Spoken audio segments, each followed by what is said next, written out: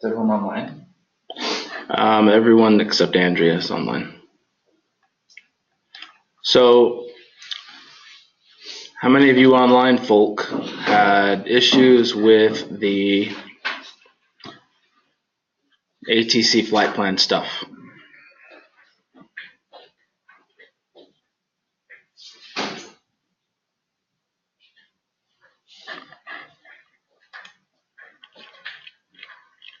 How come their comments don't show on the screen anymore? Yeah, it's set up so it's 2 screens. I have to put it up here. No issues for Mitch. That's good. Now, Mitch, do you have a background? I can't remember if you kind of have a little bit of a pilot background or some background already in the aviation stuff.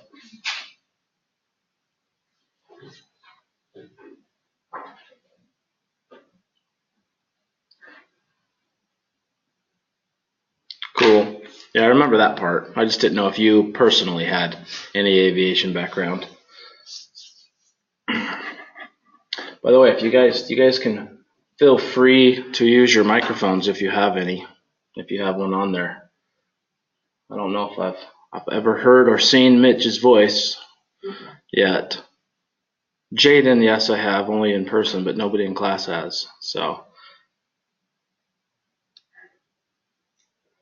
Garrett and Andrea, they love chatting.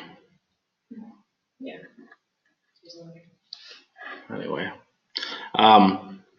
Okay, so we're gonna just start out. There's the kind of the layout for today is just gonna be, we're going to first of all look at this ATC flight plan stuff, make a little bit more sense of it. We are then going to take a look. We're gonna do some practicing with the 1, 2, 3 rule and looking at METARs and TAFs and seeing if we need alternates and stuff like that. So we're going to look at that, and then we're going to kind of go back into charts a little bit and start looking kind of where we left off last time on Tuesday, and start looking more at practicing, like finding what our minimums are and what our minimums are with certain NOTAMs and things like that. So the way that I'm planning on over the next week, basically, you're probably not going to see quiz 6 until probably a week from today. Hopefully that's okay with everybody, unless somebody's not going to be here. So you'll probably, just because there's some additional stuff that, you know, it would be probably too much to kind of cram into your studies over the weekend to try and have it ready to go to quiz on it by Tuesday. So some of the stuff you'd be okay, but some of the stuff you wouldn't. So we're going to, over the next week basically, and from here on out, it's really just pretty much, there's not too much new. A lot of the stuff we've talked about, but there's a lot of stuff we haven't necessarily gone more in depth into, like the charts and things like that, the 1, 2, 3 rule like we're going to do today. But we are going to look and start getting into all the flight planning stuff really heavy.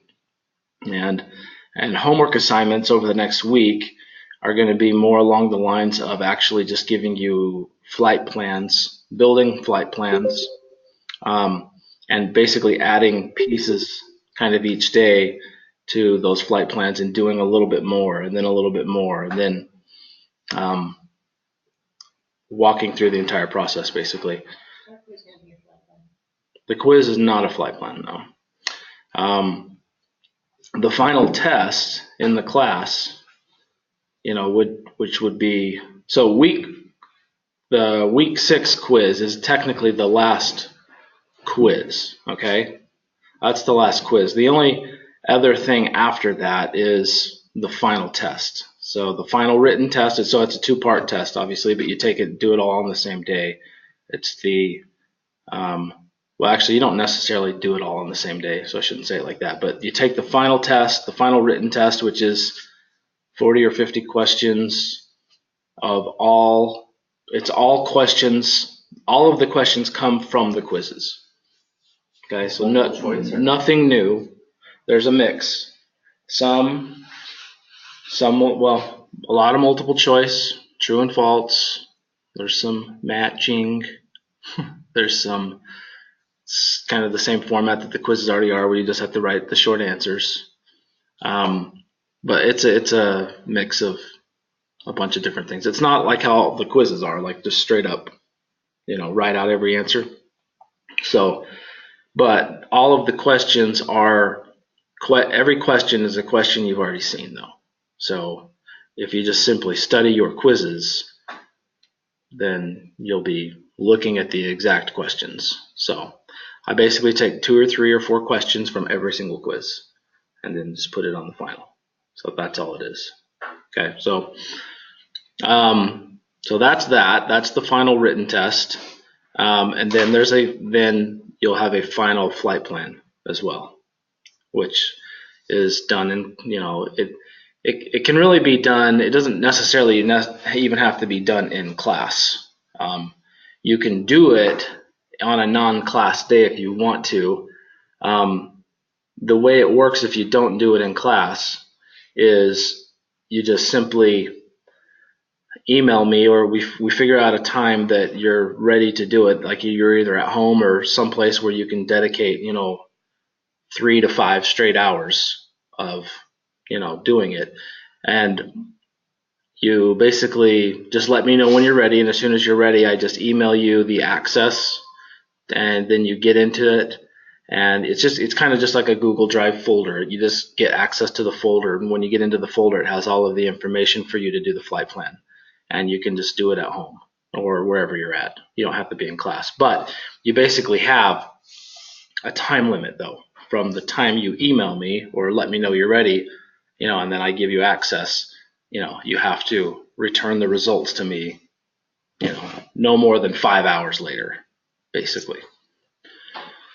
And it's not necessarily so much that the flight plans are actually timed like that. It's just if it's taking you longer than that, then you're probably got something going wrong with it. So anyway, so that's kind of how all that stuff works, just to kind of lay that out and so you guys know what to expect. Week 6 quiz will just be a week from today. So take a little pressure off over the weekend and for Tuesday, I guess, as well. So, but anyway, so let's take a look today, starting off with the flight plans. Yeah, it is getting close.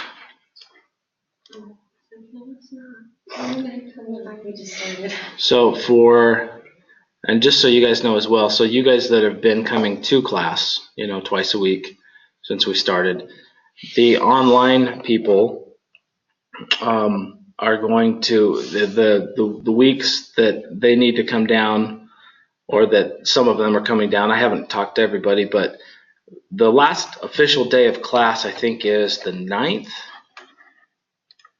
for, as far as like the 8-week schedule goes. Well, the 10th, it would be the 10th. But after that, some of the online people are going to be here. Mitch, I'm not sure what your current situation is, if you've officially moved yet or not, but I can just get with you individually and kind of figure out how we kind of finish up stuff for the in-class portion, and I basically work that out with you. But Andrea, Jaden, I know are planning on coming down basically that week of the 10th or the days after that. So if any of you guys, it's not like class necessarily ends like you can't come anymore or whatever. Like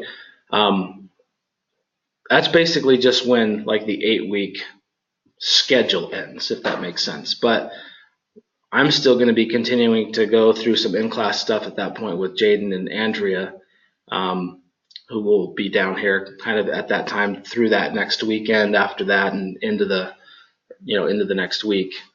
And so, you guys are welcome to come to any and all of that if you want to as well. So like during a day thing or an evening thing? We're trying to figure it all out. It will most likely just be an evening thing. Part of it will be like a full day stuff though, too. So, But anyway, so yeah, and class, like as far as the timeline for you guys getting your licenses and getting all of that stuff,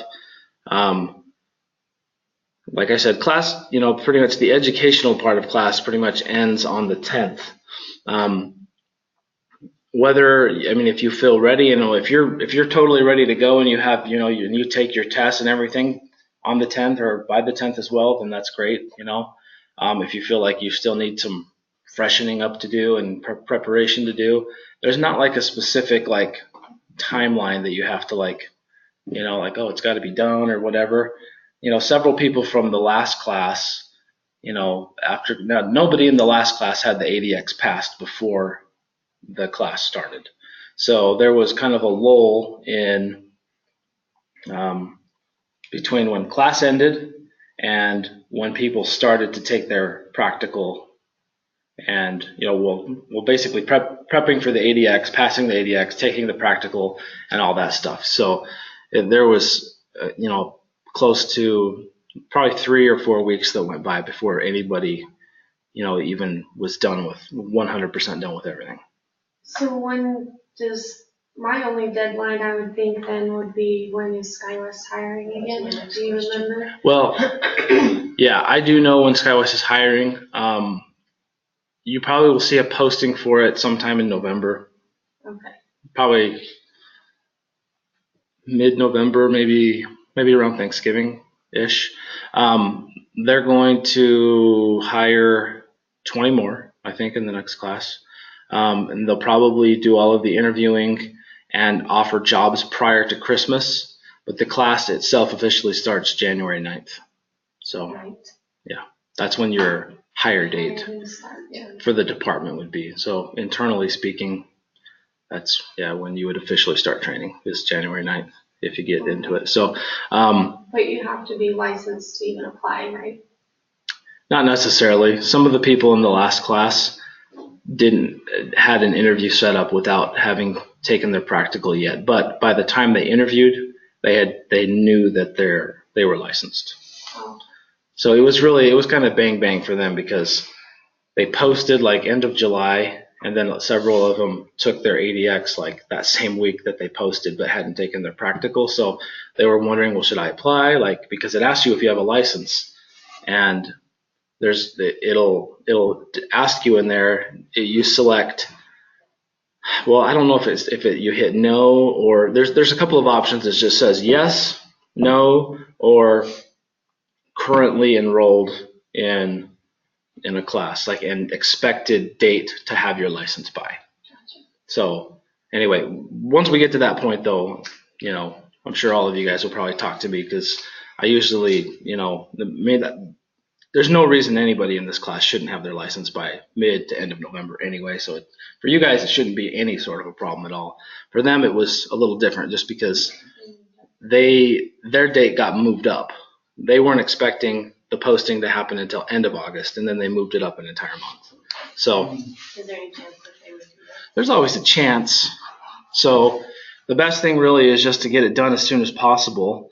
The biggest problem is from once the class ends. You got to just look at it kind of like as kind of the opposite of an exponential curve, or an exponential curve going the wrong way, like you kind of, the longer you take to take the tests and prep and take the practical, the further you are out, the more you're going to lose, and the harder it's going to be. That's all. So, do you have to finish the ADX before you take the practical? Yes, you have to take your ADX certificate to the practical.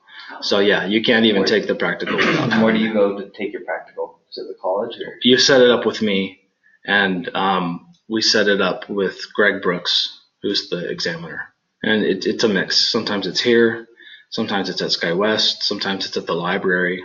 Just depends on what's available. So, but we've done practicals in all locations. So the ADX, obviously, you already know where that's at, right? At Dixie State. So yeah, that basically what I'm saying though, as far as when the class ends, if you don't feel like you're dead set ready to do all, take everything right on the day the class ends, don't worry if you need to take another week or so, but just, try and be ready. I would say you definitely want to try and have everything ready, mentally, and, all your studying and stuff ready to go.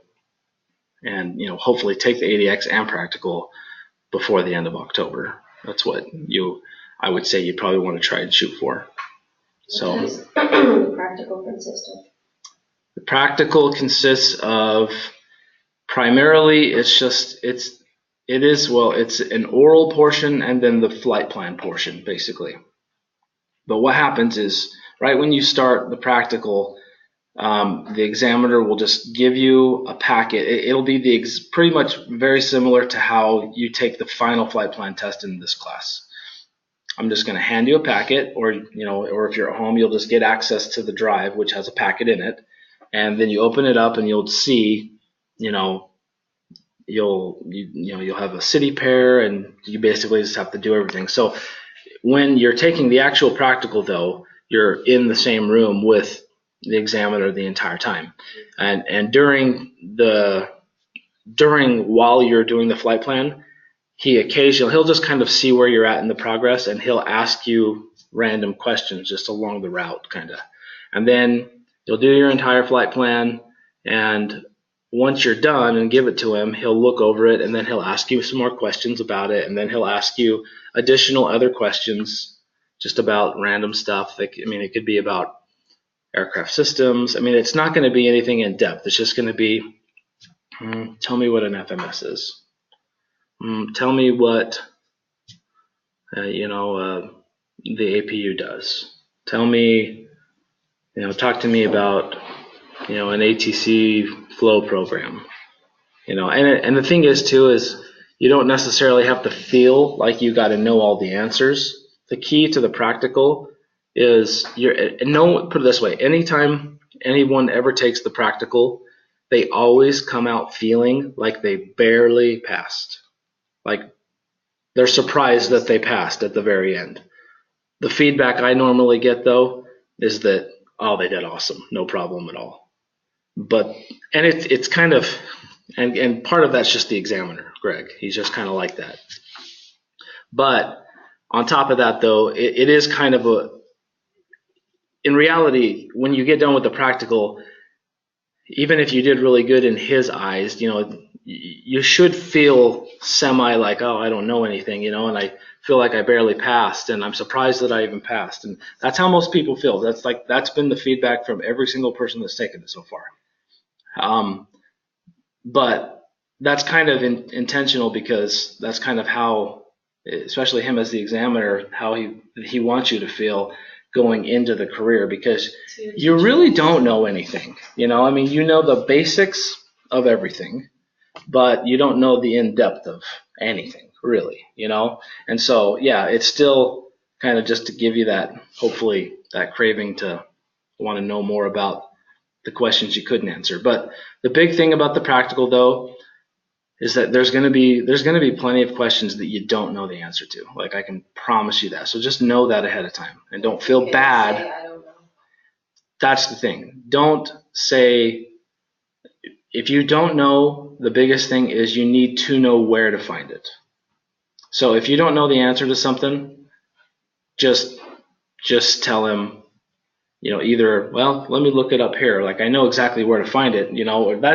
That's what he wants to see. He doesn't want to see an I don't know and then a no effort to find out. He wants to see, I don't know, but I do think I know where to look it up. That's what he wants to see. And that's what any examiner wants to see. Because that's how it is in reality in dispatch. Yeah, you'll have access to anything. You'll have access to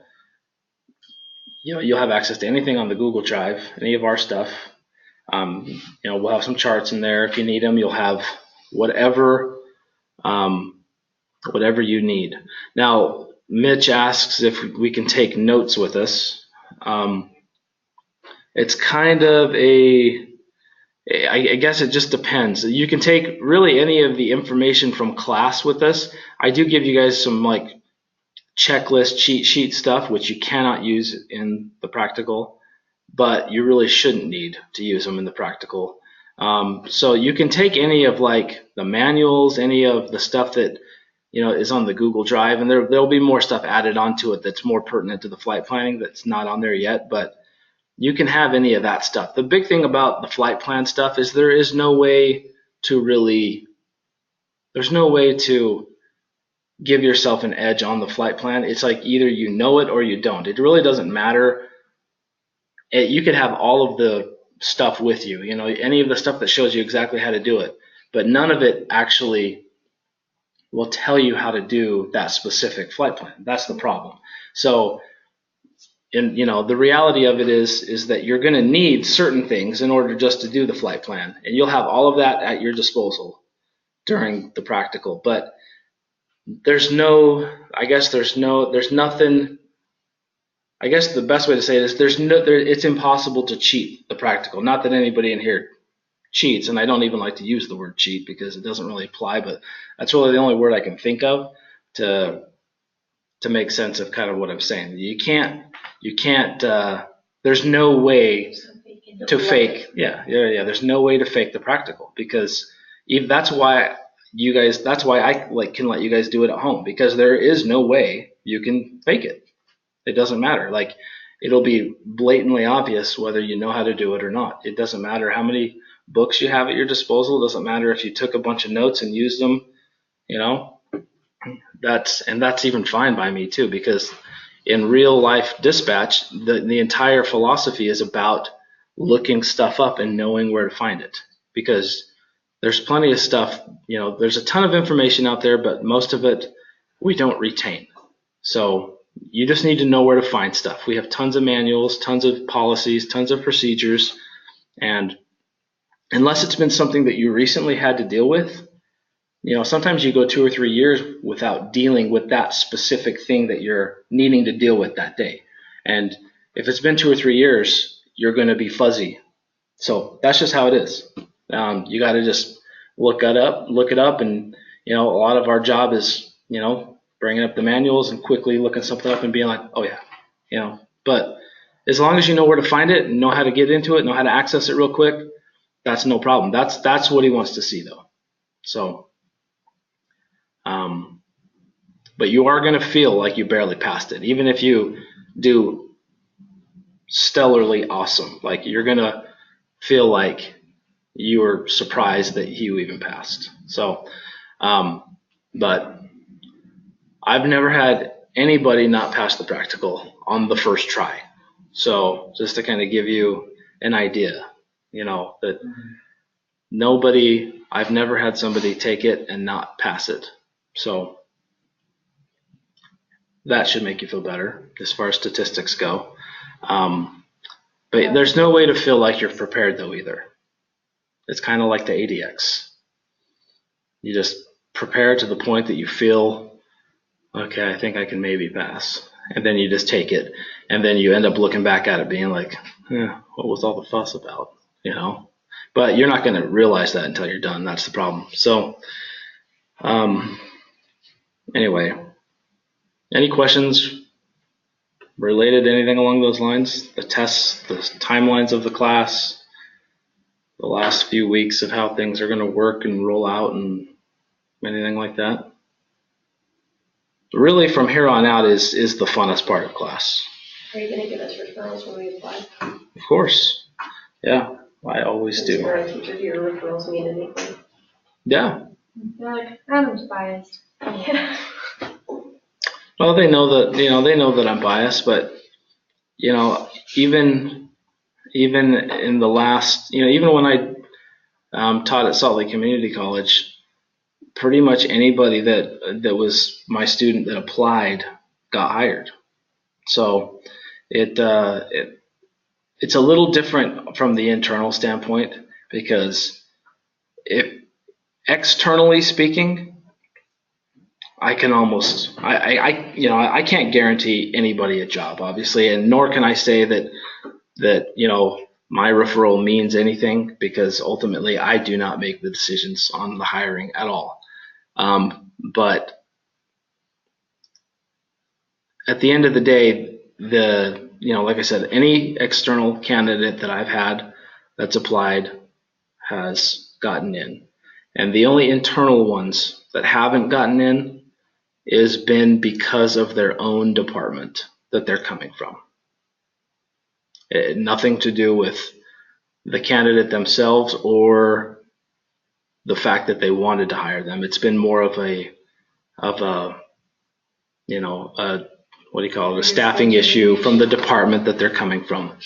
Well, our department's pretty much kicked us out already. Yeah, so- we Oh, really? Okay. we told them that we were doing this, and they like hired extra people to replace us already. They're, like, And that's what they should do. That is exactly what they should do. so Um, that'll be a problem. Unfortunately, really, it's more of a problem with crew support. Oh, yeah. That's where the problem is. I mean, my last class had 10 people from crew support. Do you have a guess how many people from your last class are going to be applying this next time?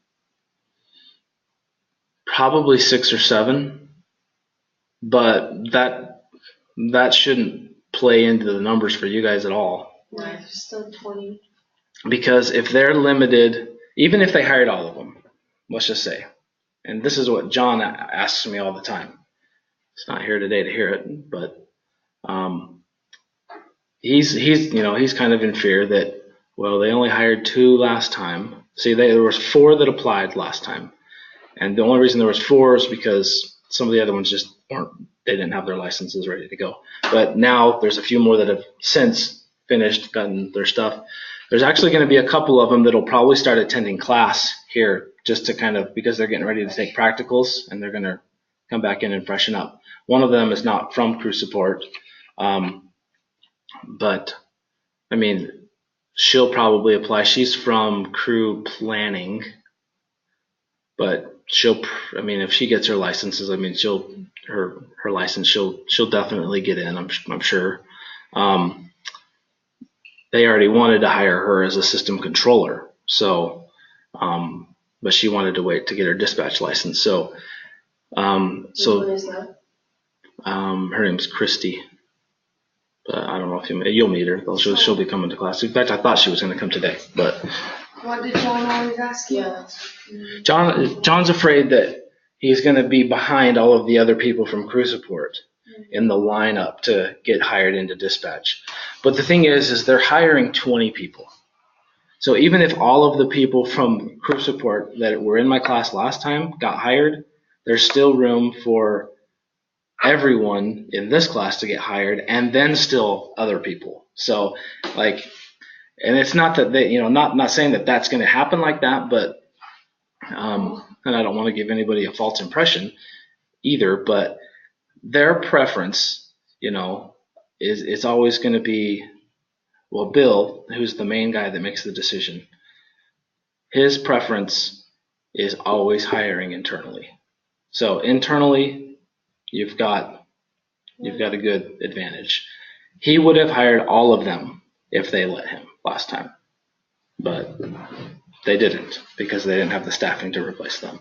So Is that a preference as far as like local or? now, as far as that goes, overall, they like to keep it close to 50-50, local and not local, and not that they really care. That's just kind of a number they've thrown out there.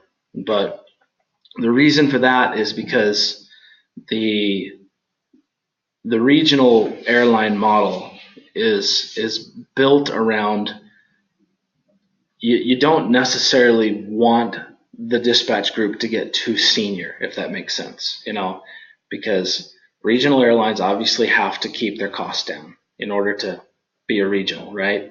And compete as a regional airline. So if you have, whether it be a pilot group, a mechanic group, or a dispatcher group of people, if that group gets too senior, then your payroll skyrockets. So they do like about a 50-50 mix of 50% of people that they think will stick around and 50% of people that they expect would probably come in, spend a few years, move on. So I think I was telling you that that day that we were at SkyWest, right? Kind of explaining that. Yeah. That's their model, more or less. Now, they don't necessarily stick right to a 50-50 thing. If anything, the last several years, there's not enough local to even meet 50%. So even if we get to the point that there is, which now there probably is, with like this class and the last class and the mix of both applying, there probably is more, of that mix. But if anything, they would probably sway more to the local side now, because most of the department, I would say 75% of it is not local right now. So until the department gets to a 50-50 mix, they could hire 100% local for several classes before it would make the entire department 50-50. So I don't look at it like as a per class basis. Like if they're hiring 20, they want 10 not local and 10 local. Like that's not what I mean. I mean like they're trying to get the entire department 50-50. So in order to get the department 50-50, they're going to have to go heavy local in order to get it there, because right now it's probably more like 80-20 really, but it's going to take several classes, and right now they know that they need more local because they want to get the attrition down. Right now the attrition is too high of people that come in and go, and so they don't have enough people that stick around. Exactly. That's exactly why they're doing back to back classes. So they don't want to have to keep doing that. It's too much stress on the training department, and really our facilities aren't big enough to train more than 16 people at a time. And now they're doing classes of 20. It's more than they can really handle, but they have to do it. So yeah, so you kind of get what I'm saying. It's a huge advantage to be local, a huge advantage to be internal, and it's a huge advantage. The other big advantage, obviously, from this class standpoint is you're learning SkyWest material.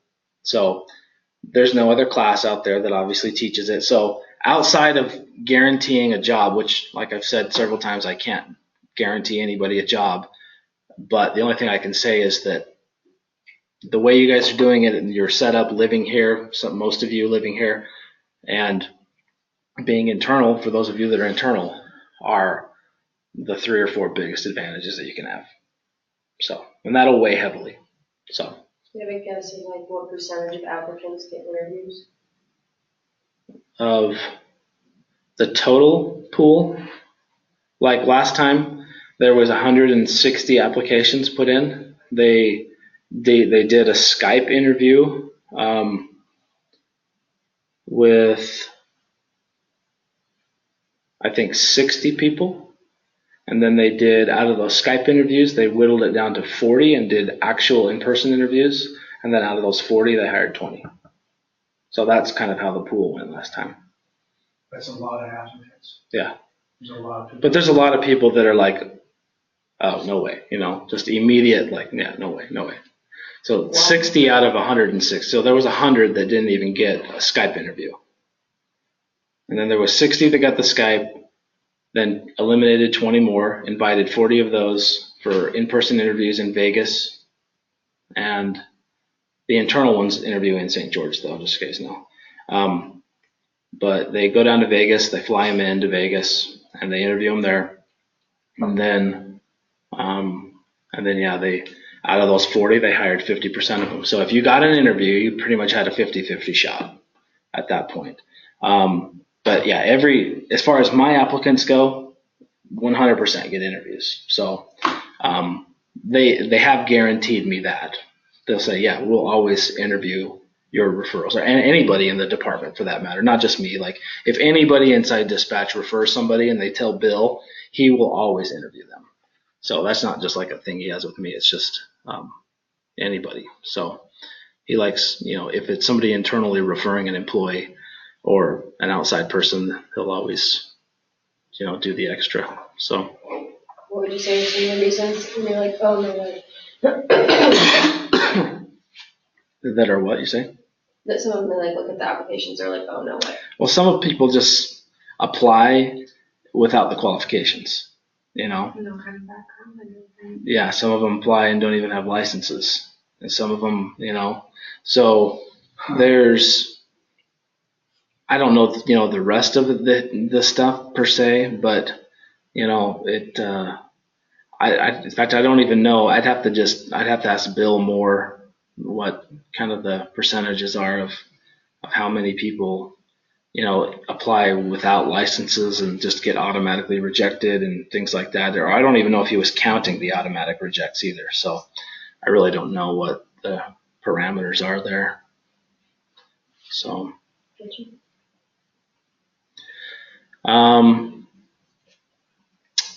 okay. So let's jump in and talk about the flight plan stuff. Let's see here. I'm just going to get into, unless you guys have them on hand, like the city pairs that I sent you guys. Yeah. Salt Lake City, Seattle. Okay. I'll say it's CDX. Okay, so let's take a look real quick at Salt Lake City to Seattle.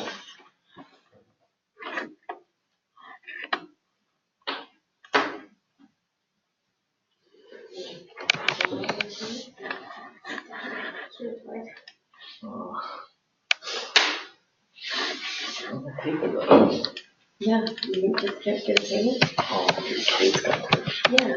That's what I mean. I mean, just from like last night. No, we didn't, no, it has to get to him, but yeah. No, we don't to give my kids call.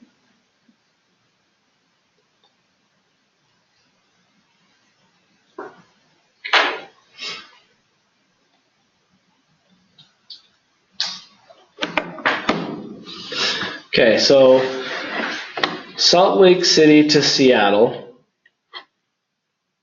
So if you're just starting out fresh here, the first thing that I like to do on this is I like to go to the flight plan and create the line. Well, actually, I'll just type it in here. Salt Lake City to Seattle. Hit enter, get that line going. Okay. So that more or less, that line is going to give us an idea of the overall direction of the flight. Now this line obviously represents as if you were flying it direct, which we can't ever do that unless, it's an emergency or something like that. But it at least kind of gives you a guideline as to what to expect to be able to, the overall direction of the flight is really kind of what you want to see here. Now, the very first thing you want to figure out, obviously, is your CID out of Salt Lake City. So, if we zoom into Salt Lake here, click on it, and then click on, let's see here. I'll just click on Salt Lake to bring up the stuff. Now obviously we're looking for a CID that goes to the northwest. And I think if you guys remember a few weeks ago, when planning CIDs and stars, the objective in this class here is to always try and plan a CID or a star when you can, right?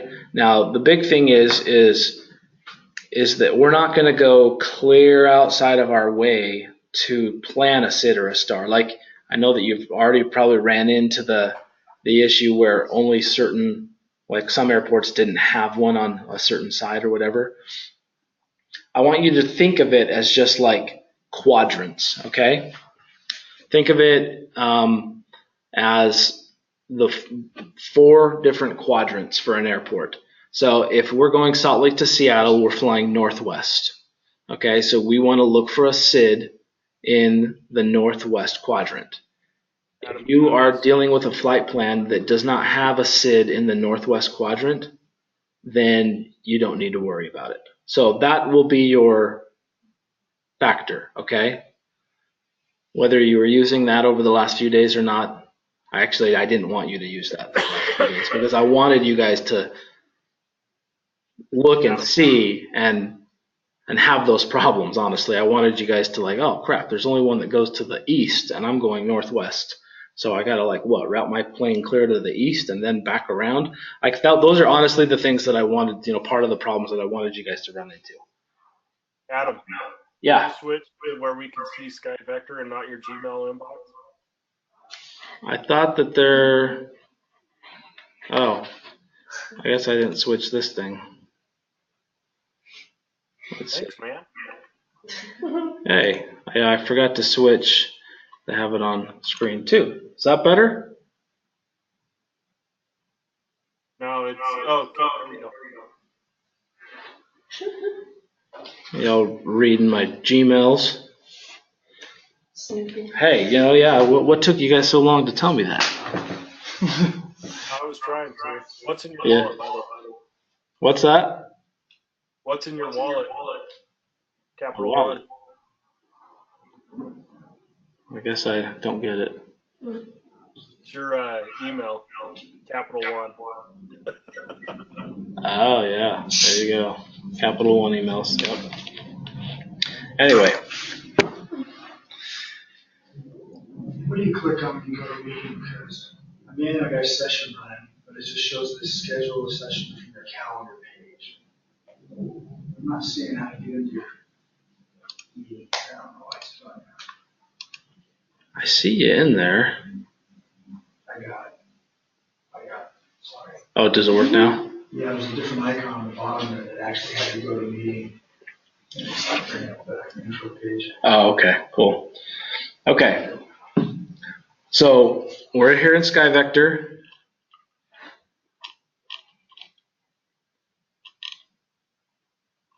And we're in Salt Lake City here. We're looking for a Cid to go to the northwest.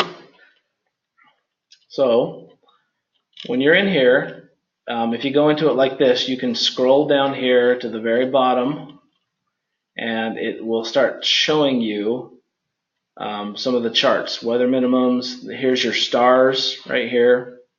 Here's your instrument approach procedure charts. Here's your departure procedure charts, also known as STAR or SIDS. Okay, now I'm going to give you one rule here in this class. In this class, we do not use RNAV. Okay? Did we already talk about this before? Yeah. Okay. So if you see RNAV on the SID or the STAR, just pretend that it's not there because we don't use it in this class. Okay?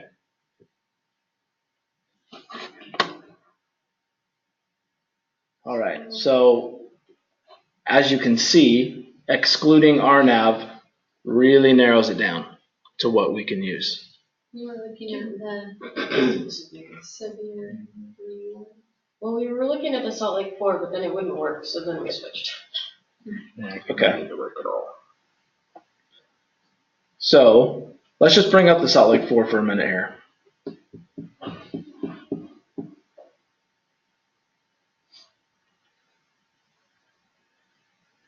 Now, did you guys watch the part of the video where I was showing the difference between these charts and the Jeppesen charts? Well, yeah, and then we're not really ever going to see these ones, the government ones, once we start in dispatch, right? It's mostly going to be the Jeppesen ones. Correct, yeah. Every airline uses Jeppesen. And so, and honestly, other than looking at them occasionally in Sky Vector, when you guys do the flight plans, I actually give you all of the charts, the Jeppesen charts. There's a folder. I don't know do I already have them in our Google Drive? But there's a folder. I don't know if they're in here yet or not.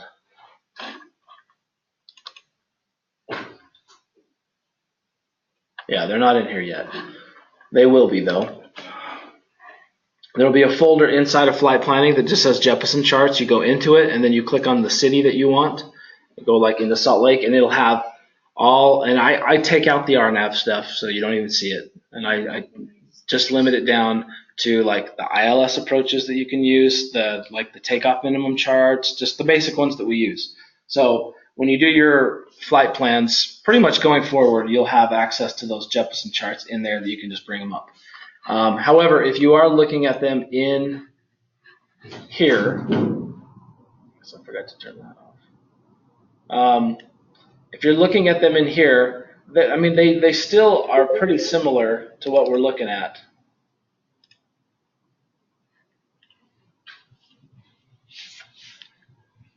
Hold on just for a second. I've got to go turn off the air conditioning. Pretty good job. Okay, you'll end up seeing a chart or a folder that just says Jefferson charts. You go into it like this, and then you will see all of the different cities. So I'm going to bring up Salt Lake City. Just to compare, we're going to take a look at the difference between the charts that we're looking at for Salt Lake City in Jefferson and then the NOAA charts, the ones that you see on SkyVector. So on this, you just have to basically scroll down and find the Cid charts. In fact, I don't know if it'll even be in this one, because those are the stars, because I don't think I have the Salt Lake for star. Okay, this is where it starts the SIDS.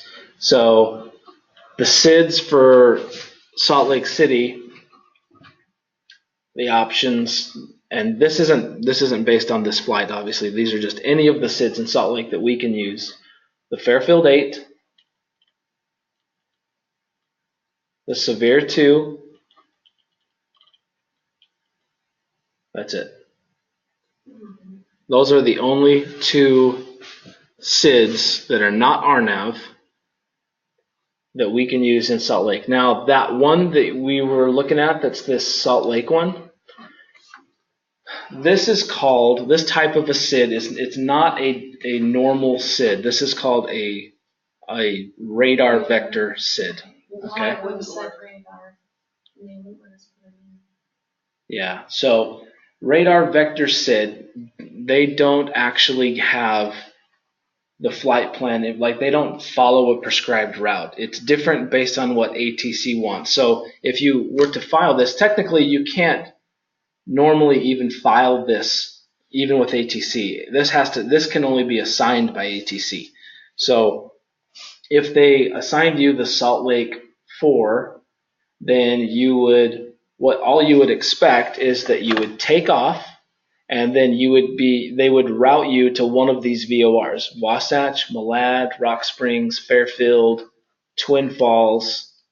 They would be routing you to one of those SIDS, but it's not a prescribed route. It's not a route. It's just basically them giving you vectors all the way. They'll have you take off, and then they'll say, okay, SkyWest 4390, turn left, heading 300.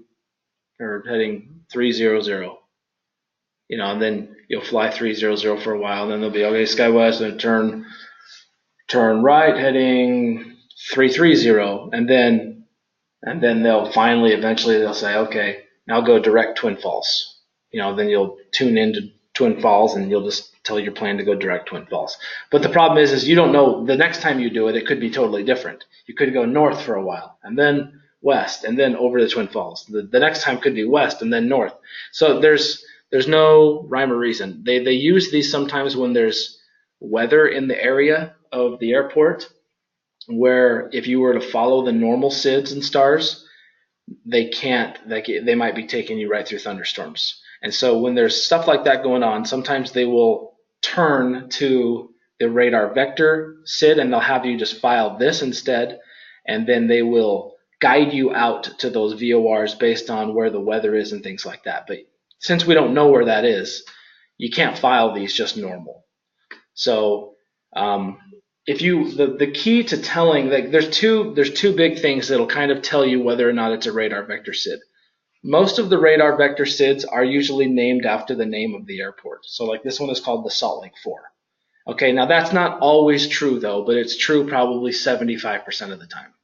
Okay, so if you're in Denver and you see the Denver 6, or I don't even know what the number is, but the Denver something, more than likely it's going to be a radar vector SID. Just know you can't use it.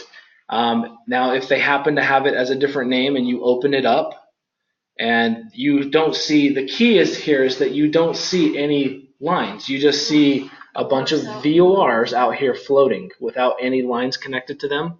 That's how you can tell that it's a radar vector SID, because there's no information for you to follow. Now, if you look at that, and then just going back out of this for a second,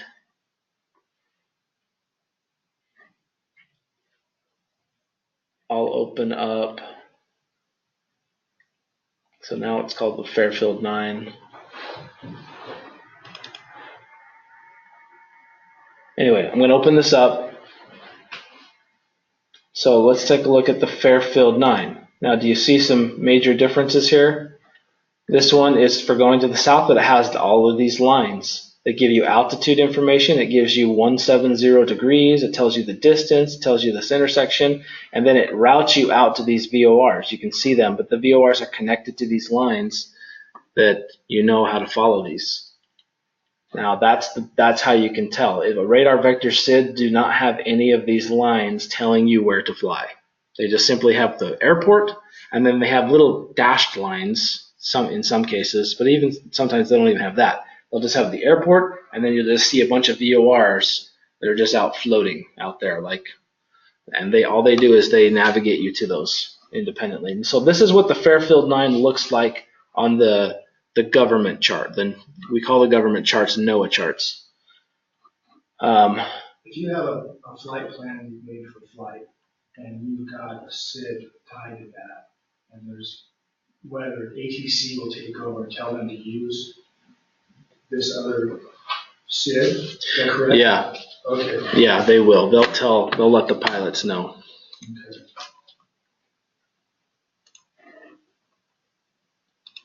One second here.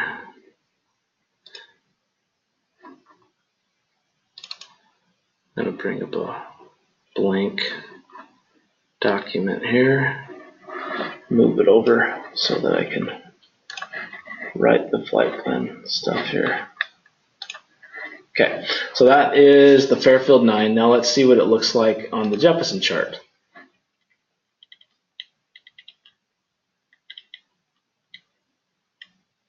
That right there is what it looks like on the Jeppesen chart. Now, most people like the Jeppesen charts a little bit more. They're a little bit clearer, kind of crisp, easier to read. Not as much, text written around it to kind of confuse you. It still has all the same information. It's just that it's a little more concise and easier to understand. So now in this case, so this flight plan, based on the two rules that I've given you guys so far, don't use RNAV, and then try and just stay in the quadrant that you're flying. So obviously this flight plan doesn't fit that bill already, okay? Now, for the sake of the fact that probably most of you still probably used a SID on this one, what was the SIDs that you guys used? Severe 3, okay. Anybody use Fairfield? I used RNAV. Okay, and that's fine, yeah. I expect that probably a lot of people used RNAV. I went right to Twin Falls. Yeah, and that would definitely be the most optimal thing. Yeah, that's one we're looking at. I'm like, dang it, Arnab. Yeah. So this one,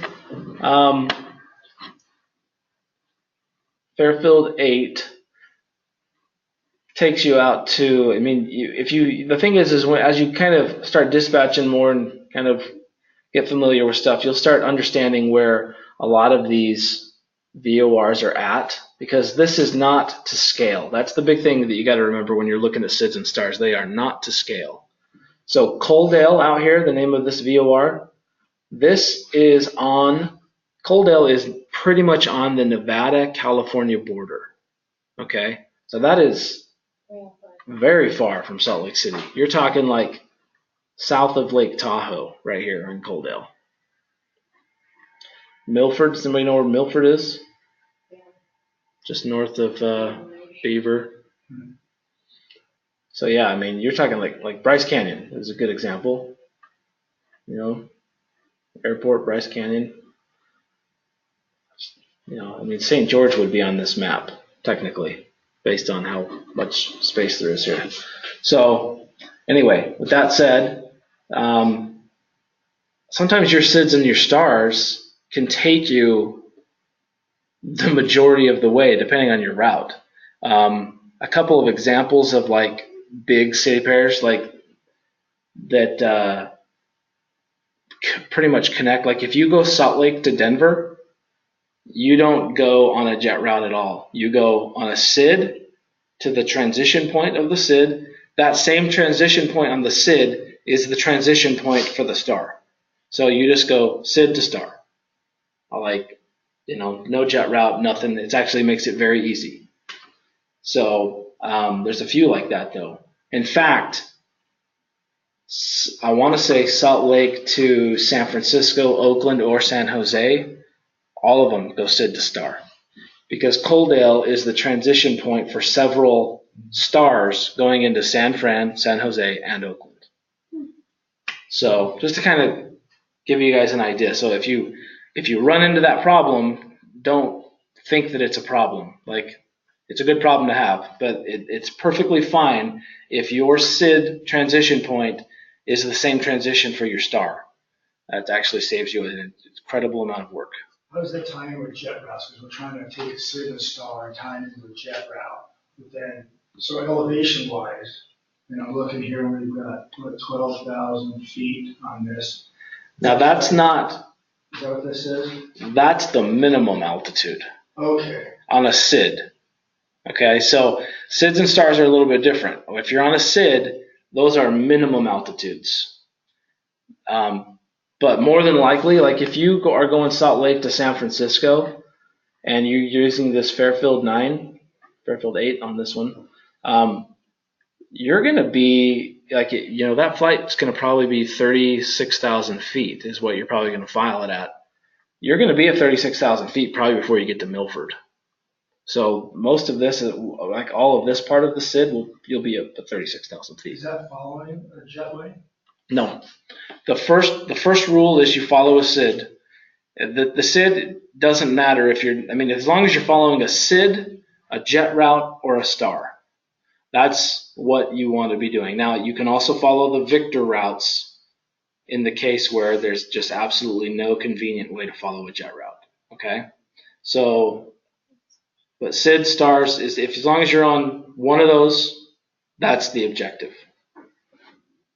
Does that make sense? Yeah, and then if you're going from a SID to a jet route, there's an intersection there. When you put that in, I've noticed that it actually pops up the name of that intersection on Sky Vector, right? Mm-hmm. Yeah, and we'll show you here. We're going to bring some up here in a minute. But now, if you're not using a SID, okay, now like Salt Lake, Seattle, going northwest, following those rules, there's technically not a non-RNAV SID in the northwest quadrant for Salt Lake City. If you're not using a SID, so this would be one where it's okay not to use a SID, okay? If you're not using one, the way that we do this, go back into here. Let's go back into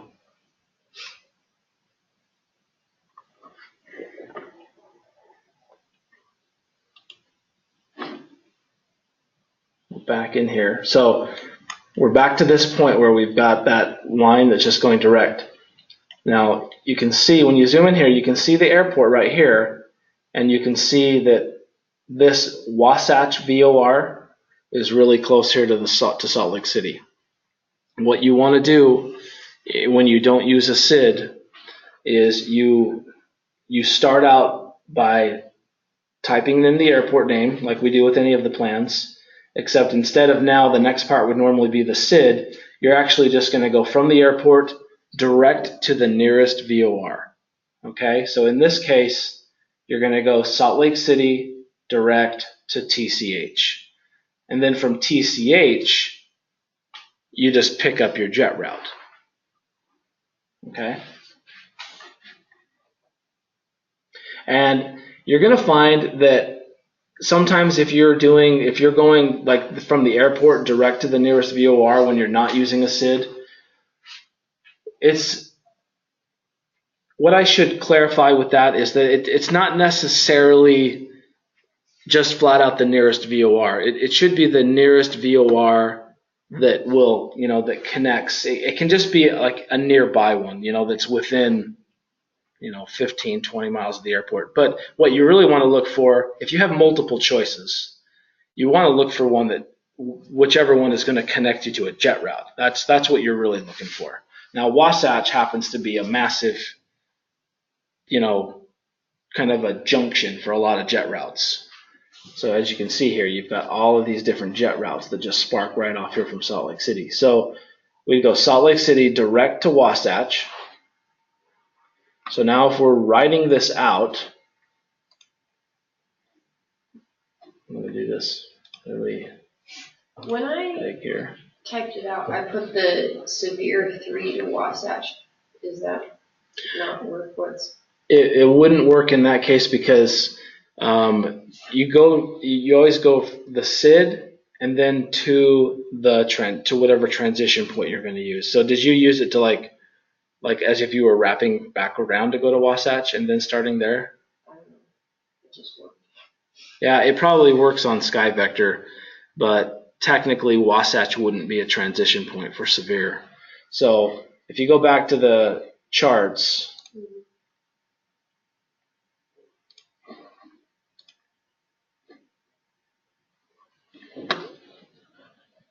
when you're looking at these,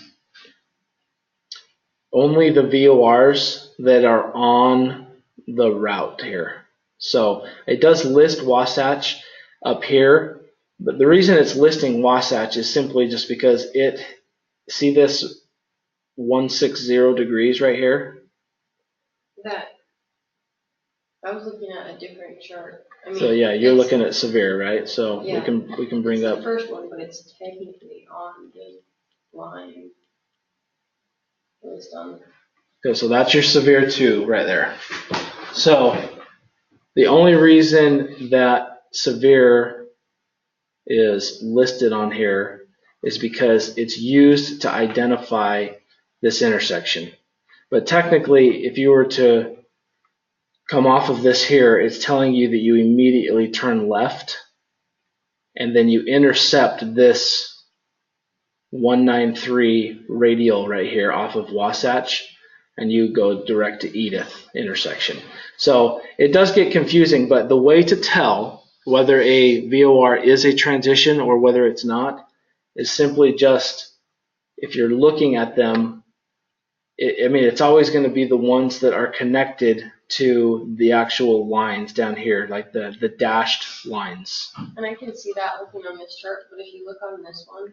On the crappy one? Yeah. I can just bring it back up.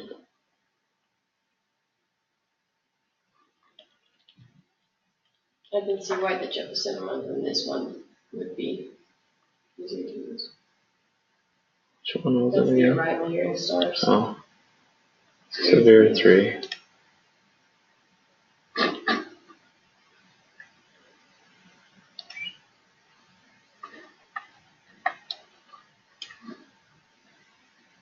And if you look at that one, it makes it look as if, the arrow goes and runs over the Wasatch and it's on the line.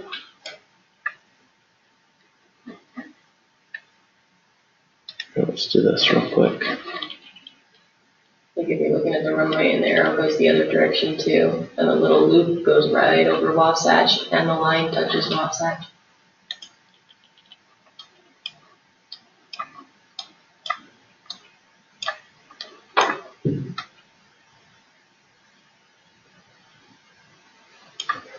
There used to be a little thing on here that right on here it normally tell us 349 aircraft assigned 263 heading 2322.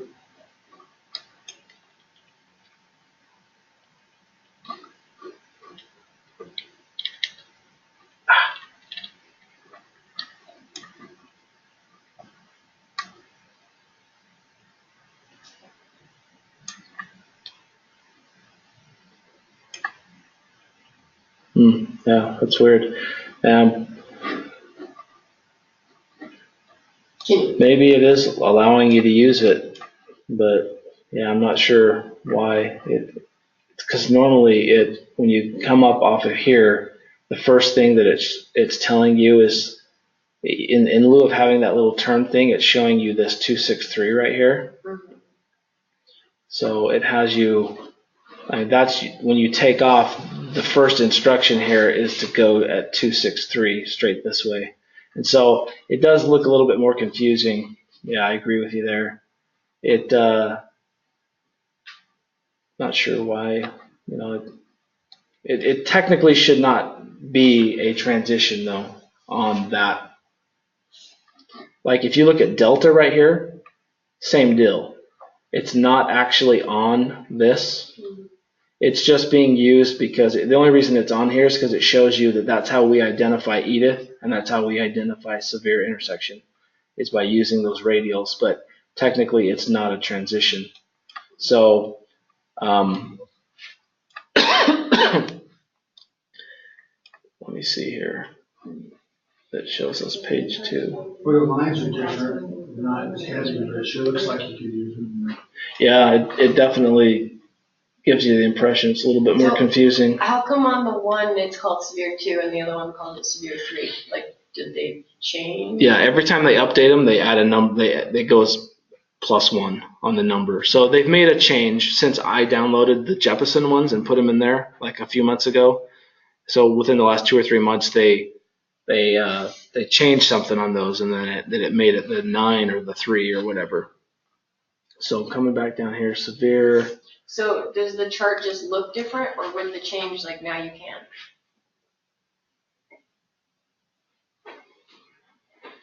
No, it's pretty much the same. So like when we use them on, it should pretty much be the same.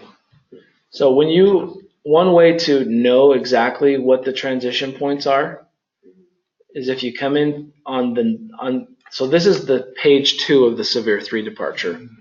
Right here, it'll list your transitions for you. Just Coaldale and Milford are the only 2 transitions on this CID.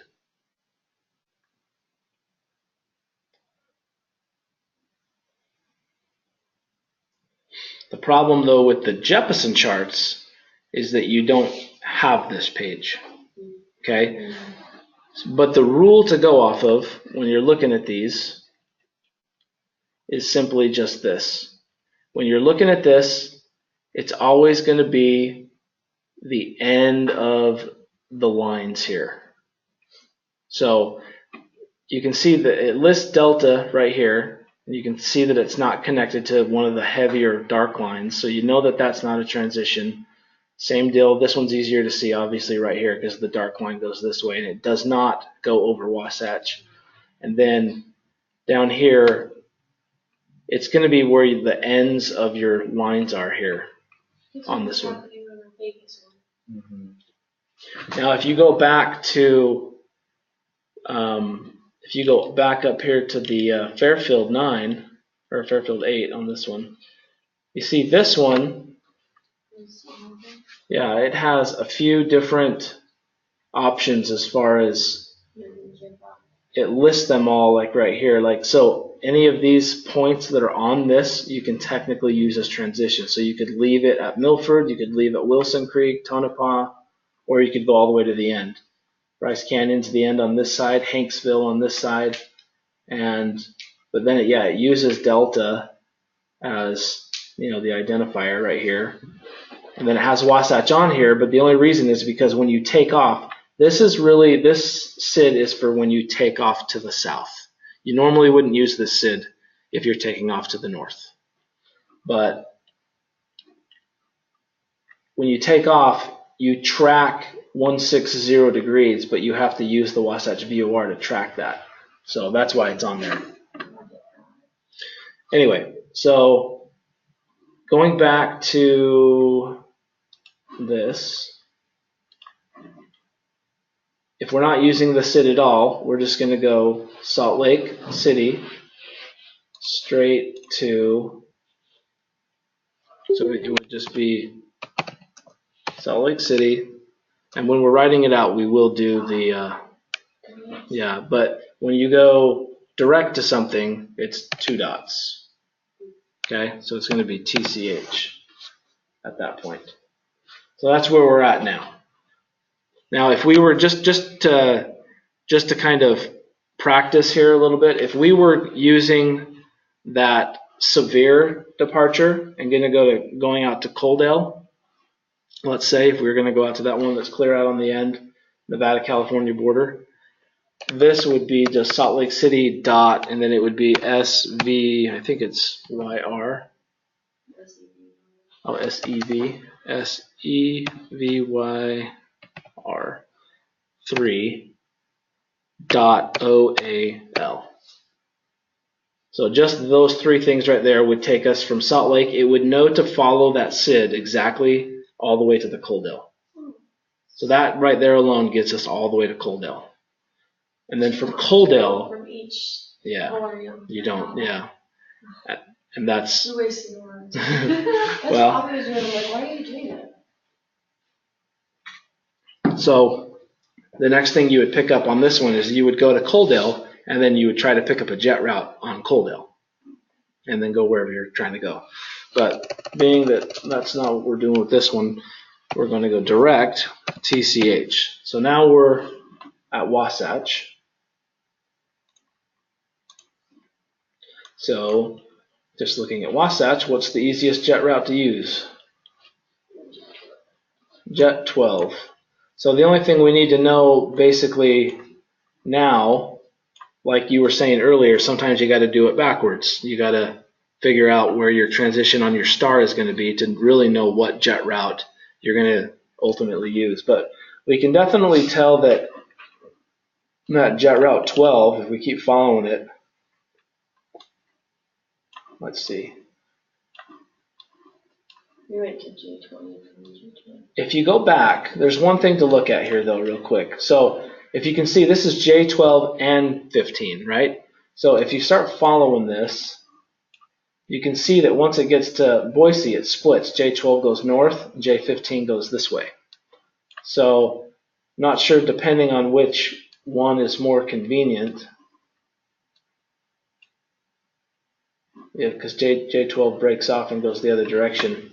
But let's take a look now at Seattle. Would you put J12, 15 if you wanted to go that direction, or would you put the intersection and then put 15? No, you just put, if you're on Wasatch, J12 and 15 both are connected to it. So you can just put Wasatch, and then the next thing would just be either J12 or J15. So, but even before we do that, I like to figure out how far we're going to stay on that jet route to figure out which one we want to use. So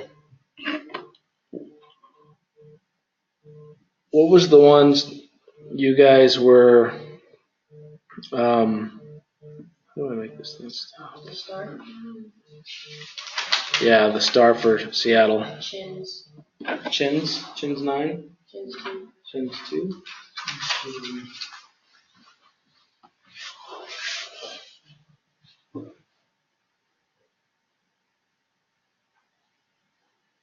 Okay. Let's see where the Chins 2. Yakima. How do you say that? Okay, so according to this, options are Pendleton,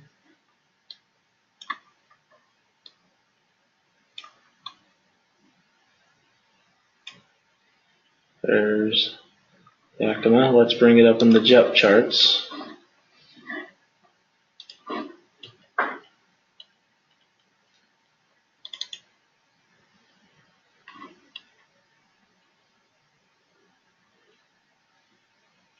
Tyler says he did the Olympia too.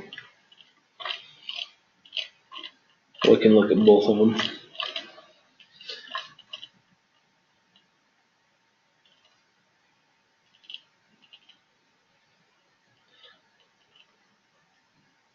Okay, so the Olympia comes up from the south. Here's that Chins 2. So we can use Kimberly, Pendleton. You can technically use Yakima as well. just depending on where you're coming in at. So if we go back here and we just look to see what's along our lines, well, there's Kimberly right there. There's Pendleton right there.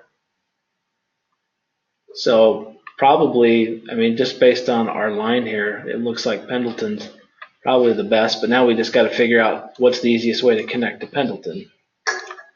So if we're on our trusty J12, which breaks off down here, so J12 ends up, so J12 ends up coming up here to Twin Falls, and then it breaks off and it goes to the north, and then it comes up here to the Donnelly VOR, and then Donnelly goes J20 over to Pendleton, which, according to our line, I mean, our goal is to keep our route as close to this line as possible. Okay, so if we go back, so now we've pretty much got the entire route figured out, because it should just be, we're at Wasatch, then we go dot J12, and if you remember, J12 ends at Twin Falls, so we take J12 to Twin Falls, TWF. Actually, no, we took it to Donnelly, right? Okay, so we take J12 to DNJ, and then from J12, or from Donnelly, we get on to J20, and then from that we take it to the Pendleton VOR. Does that make sense on how we just did all that? Pendleton is the transition for the Cid, or for the star, I should say. So after Pendleton, we just go dot, and then we type in chins 2, and then dot KSEA. See how? Now, is there any like benefit one way or the other if you did Pendleton or if you did Yakima, where it's just like distance basically? Well, let's take a look. So if you're at Pendleton right there, Mm-hmm. all right, let's see, is that, yeah, that's Donnelly, okay. So there's Pendleton, and then if you were following it up, and where's It's along the same jet. So it's on J20? Yeah, so you just stay on it. It wouldn't change anything. So it doesn't make a difference. It would be the exact same distance. The only difference for you is it would be coming back to this, and instead of J20, instead of Pendleton, you would just be Yak. YKM. Or YKM, yeah, whatever. Because that's what we did, so I just wondered if there was a benefit one way or the other. There's no benefit. It wouldn't change anything. The only thing, and that's fine, you can do it that way. The only thing that ATC likes, though, is they don't like you to overfly transitions, if that makes sense. So if you have a transition that's already on your path and you're passing it to go to another transition, they like you to always start with the first available transition. It still works and nothing changes as far as the route goes. It will still look the same. The distance will still be exactly the same. It's just the ATC might be like, why don't you just file it to Pendleton, because Pendleton is closer. So they always like you to file to the soonest available transition. As far as going directly to, like, you're departing and you're flying directly to VOR and you use double dots, because there's nothing that works for you as far as star goes or Cid. When you get to the airport, can you also do the VOR and go direct to the airport? Yes. Yeah, if you're not using a star, that is exactly what you do. So you do it the exact opposite way. You try to get a jet route or a Victor route down to the nearest VOR to the airport that's convenient, and then from that VOR direct to the airport. Okay, so there's no rule like you really, I imagine a major airport, there's always a Cid or a star going in every direction. Yeah, most major airports there is. Yeah, and especially if you use RNAV. There's TC because there's less communication like we were talking about, the first Cids and stuff. Oh, absolutely. Yeah, that's the whole reason they exist. Yeah. So if they saw you doing this, like for instance, if we're in a jet that ATC knows has RNAV, and they see you file it like this, they'll reject your flight plan. Right. So RNAV's where our options are, and without using RNAV, That's what put us in a bind to find them. Yeah. Sure. So yeah, the only way they would ever accept a route that looks like that is if you were like a little prop plane that they know does not have RNAV capability. Okay. So otherwise that would get rejected. So that's how that should look then. Now if you want to take that and plug it into SkyVector, yeah, I guess you do not use. So this already, because you have Seattle and Salt Lake already written in here, you don't have to put them in down here. So from this point, you just go TCH space J12 space DNJ space PDT space chins2, just like that. And then you hit enter. It should change it all for us. Awesome. There it is. When I was Now, typing it in when we were doing the Cid, though, we had to put it before the arrow for it to work. Yeah, I wonder. Yeah. We must have just like hit enter too many times or something weird because we had to put it before the arrow. Because if I put a Cid after the arrow, it wouldn't work. But if I put it before the arrow, it would work. well, sorry, if I go back, let me retype this one real quick. Okay, so we go TCH J12 to Donnelly, and then it was J20. I forgot to put in J20, right? J20 to Pendleton, and then Chins to. Right, so I don't need to put it in Seattle. There. I guess it doesn't matter if it has it in there. It's kind of cool how Well, you it can does hover because over it the and all arrow highlighted. is set Yeah. that there's To let you salt know where lake you're at like and what you're that, looking at. and we don't have a Cid on there. That. Yeah, that's awesome. Yep, and Pendleton's there, J20's there, DNJ's there, J12. Yep. Yeah, SkyVector is a pretty cool program. So that's what it should look like. That. Now remember, the goal here is the most direct route. Now, if you did use one of those non-RNAV SIDS and stars, like Tyler's saying he used the Olympia 2, let's just say you did go out to Coaldale, okay? So I'm going to start this over, okay? It still has Salt Lake and Seattle in there, but I'm going to go. Now, Tyler, what SID did you use out of Salt Lake City?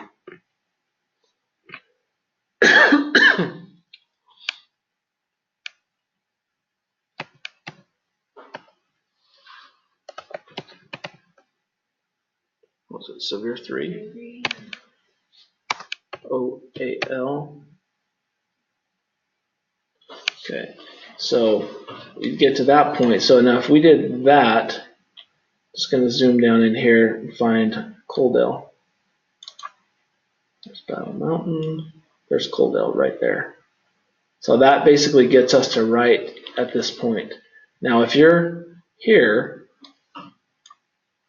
the only jet route that you can even get on now is this J92. So from Coaldale, you would go J92, and you would be following it up. But the big question on this one is, what transition would we be using? So this is the Olympia 2 that he used. So our options are Battleground and Newburgh, it looks like. So most likely Battleground, because that's like right over Portland. So that's the Mustang VOR, which is right over Reno.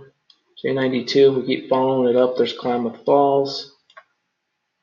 And then keep following this up, and it should hit in to Battleground. So that's his transition right there. So going backwards from Battleground. So I just did TCH, and I stayed on J15. And then went down to Battleground, or? And then I did BOI, I think is it Boise? Yeah, so I did Boise J54 to Olympia. Okay, so you came right into right here and then up. Yeah. Okay. Okay, so let's see. Yeah, Olympia could technically be used. So, I mean, yeah, you could come into it from the side like that and then up.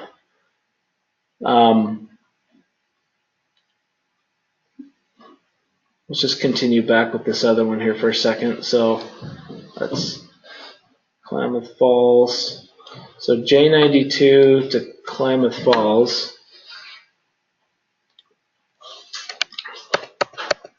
So oil, J92 to LMT.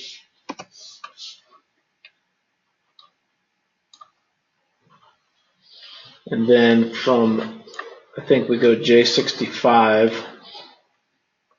Actually, that doesn't go through Battleground. So we go J189 to Battleground.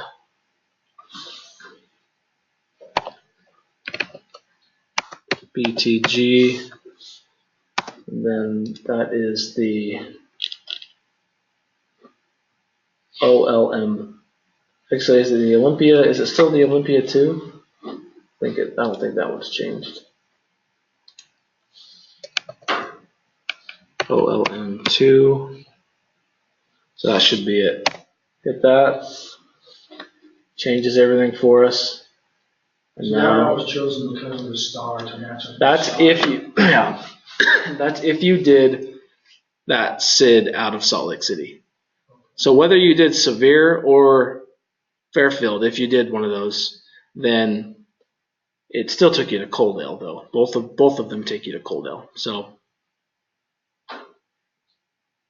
that's what it would look like. Now, obviously, that one's a lot further, right? The route. That one is 994 miles. Yeah, so this is 300-mile detour just in order to use those Cids and Stars. Now, the one that Tyler was saying he used was TCH J15 to Boise, J54 to OLM, which is the OLM2. This looks like that. 642 miles. Nice.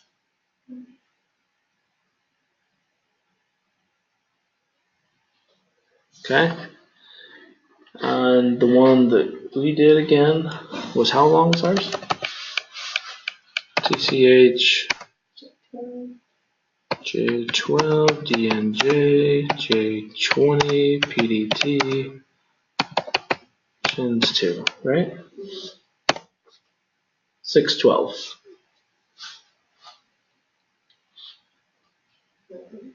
Winner of the shortest route, the Chins 2.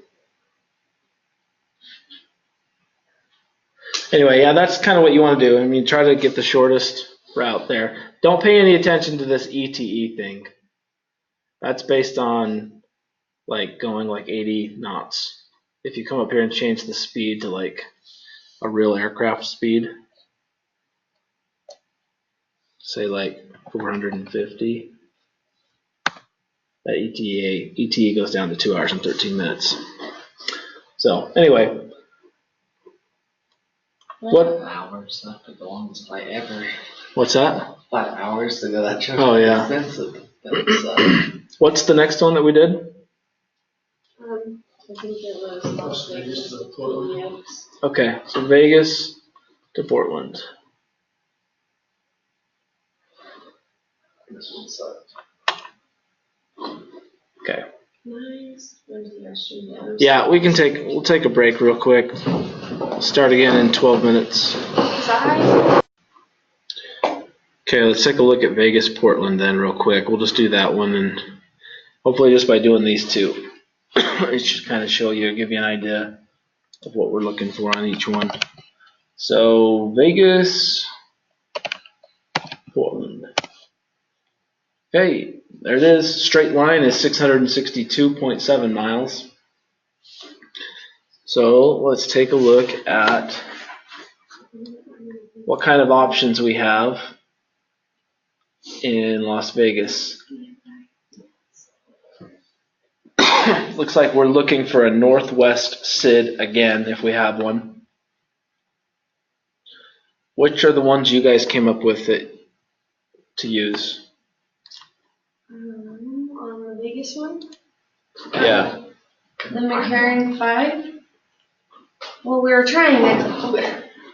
So the McCarran 5 would probably be a radar vector, right? Yeah, we just couldn't find anything. Like none of the solid black lines even came out of the McCarran. So we were like, yeah, this isn't gonna work. We're gonna have to go somewhere else. None of the jet routes even like came out of there. Well, let's take a look. That's a star. That's a star. Star. Cid. Okay, so this one goes to the southeast. All of them went that way. This one goes to the northeast. That one goes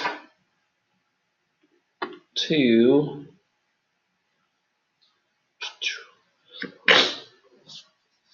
Nowhere. well, It's a radar one. yeah, this one's kind of tricky. It's similar to a radar one. It's not 100% a radar one though. Because The one we were looking once at. you get to these intersections, it does actually have, like, it's taking you to direct to an intersection. This is kind of similar to if you like on the last one where we did Salt Lake City direct to Wasatch. Okay. It's kind of like that's that. what we put, and then when we were trying to get to Beatty, that's where we were trying to go. But when you put it in, it would send you to Shed down to Yeah, that's the one we were looking at, the remember? yeah, but it It send you up to be. but it I was think I doing rem- like a triangle to send you out. So it I was think like I sending you- remember there being an issue with this Cid. Now, the one thing to note with Sky Vector, it's not perfect. Right. So sometimes it will screw up your route. So that's just going to have to be something you kind of just watch. Sometimes you have to just go in and manually enter each point on the Cid. The problem is though, is if you do have to do each point manually, you got to make sure you type in every single point. This one's easy, but if you go back and like look at like that Fairfield or that Severe or Fairfield, like you'd have to type in, there's like 10 things you'd have to type in, so it would make it extremely long. So this one's a little bit easier, but we'll try it and see if I can get it to work. But I think because then last time we did this same one, and I think I remember exactly what you're talking about. So Yeah, it just kind of sends you in a weird triangle. You get there, and you end up at Beatty, which is fine, but it sends you kind of skew-wampus looking. yeah, I think I remember. Yeah, so this one you just take off and then these are really close by. Yeah. It's just, so this is even closer to the airport than Wasatch was to Salt Lake. So, but when it looks like this, you do just go from the airport direct to that. So if this is saying we want to go to Beatty, the Beatty VOR, going to the northwest, and this was probably the only one that you guys had, right? Yeah, because the next one just is the instrument approaches. So, okay. So we'll try using this one. So from that point, that gets us up to Beatty, which is right here. And then, what, J92? Yeah. And then L To T Klamath, and then the J189 to BT. oh yeah, Klamath actually. Portland has, Klamath is the transition, right? Okay. And what was the star you guys used? We didn't find one. Okay. I did, Oh, you did? PTLD one. Portland one. Yeah, my laptop died right as I was looking at the stars, so I didn't get that far. I don't have like half the stuff in my house. So J92, yeah, goes all the way to Klamath. Okay. So let's go take a look at Portland. Just right before the stars. So I think maybe we were looking at the stars as I was looking. It was coming from the other way.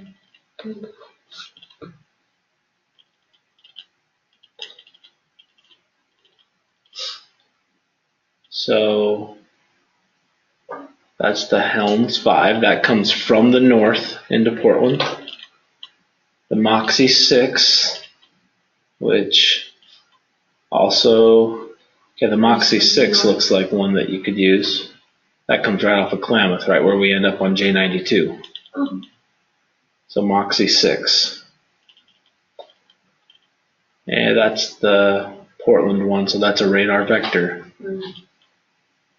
Right there. You can. That's a much better depiction of what I was talking about for the radar vector ones.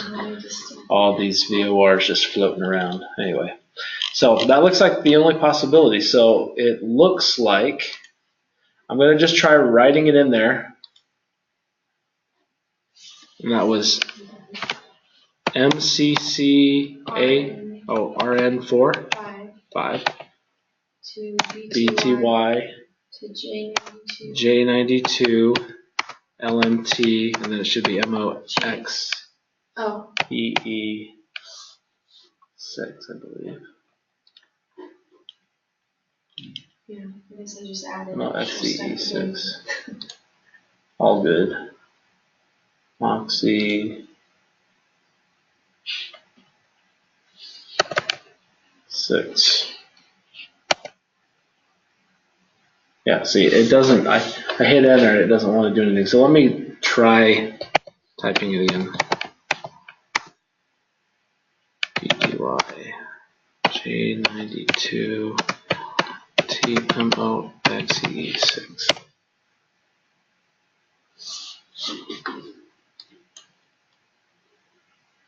Okay, yeah, it follows it, so it does it all the way up into Portland, so this end looks good. Let's follow it backwards. It does follow J92 all the way to Beatty and down into Vegas. So the issue here, that was confusing us because it's not actually on a jet route. yeah, and the SIDS and stars usually aren't. Like when you look at it on here, a SID and a star, like go back up, the good example was Portland. Like when you're looking at it on the high-end route chart, the only parts that are going to be on jet routes normally are going to be between your transitions. So if you look at this, like look when it gets to Klamath. See how it just goes off into space? Yeah. And it follows this route because it's on the star. Because it's a star. Oh. Yeah. So it's not like it's not following something. It's just not on this chart that you can't see it. You're stressed out for Aubrey. Yeah, it'll look like this almost every single time. Because you can't, the high chart does not show you SIDS and stars. It'll just, it'll do it like this, but any of them? nuh-uh. I mean, if some of them just happen to be on a jet route, but it's only coincidence. The only problem with this one though is it's not following our SID exactly as it should be. So we have to just correct this part because it is going to Beatty, but this is just showing straight line. Put it in as McCarran 5 and then SHED, SHEAD, because on the SID it kind of gives you directions on what to do to take the Beatty. Yeah. And so what it told I me think to what do I did is it Sheed? Sheed. Is it Sheed? I'm like, shit. Sheed and then See, now it Send just you all to the way up to 129 that. and then Beatty. I think you have to get rid of McCarran 5 to do this though. You just have to go straight Sheed and then Beatty like that. Uh-huh. See, that was the problem I was having is I didn't think it could go that way though. Like just off into nothing and Yeah. not be on a jetway. So I was like, there's no way to do Yeah. it. That's what you have to remember is when you're on a SID and a star, it is not normally following jet or Victor routes. That makes sense. No, we just Yeah. Yeah, we Yeah. just didn't know But that. I'm like, that was once again by fine design. with it. Because that's what I wanted. I wanted you guys to be seeing that kind of stuff. And it's good that you were thinking that though, because that is typically what you need to be looking for. Is you need to be on a route. So that's how you would fix this one. You just gotta, if the Cid is not working, you gotta get rid of the name and then put it in there. So let's see, let's go back to the chart for Vegas. So you're still actually using a Cid, even though it's not on there? You're gonna use it, yes. Or did It just doesn't work as far as typing it into SkyVector. So to make it work on SkyVector, you gotta do it like that, but on the way paper, you're gonna it's still gonna be type it in there is still gonna be how we already did it. Verify, sheet. It should just be BD though. Oh. Because in ATC knows that you have to go to the sheet intersection. Okay. So if you're doing McCarran 5 to Beatty, it knows that you get vectors to sheet and then go. So that ATC takes care of that part. Cool. And then J92 LMT dot MOXEE6 KPVX. That's what it should look like. So the only thing on this one that's between your Cid and your star is just that. Pretty easy. That makes so much more sense now. So let's go back and look up let's just read it here.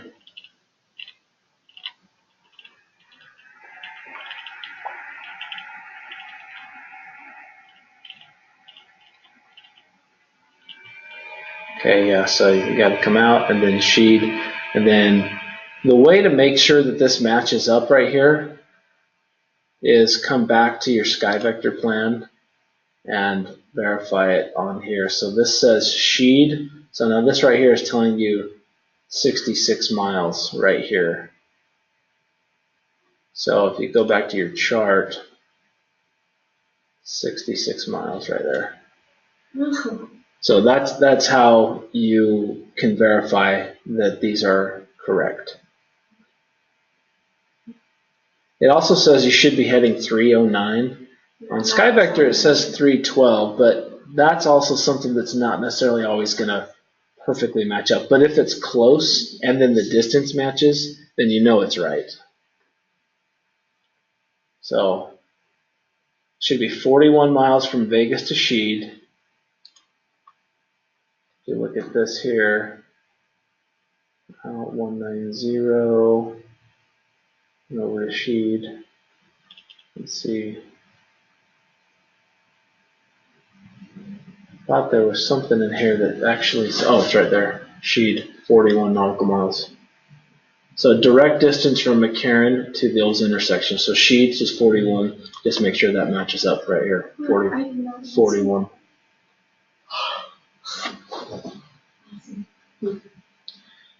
So that should hopefully solve the problem for that one. And yeah, that's it.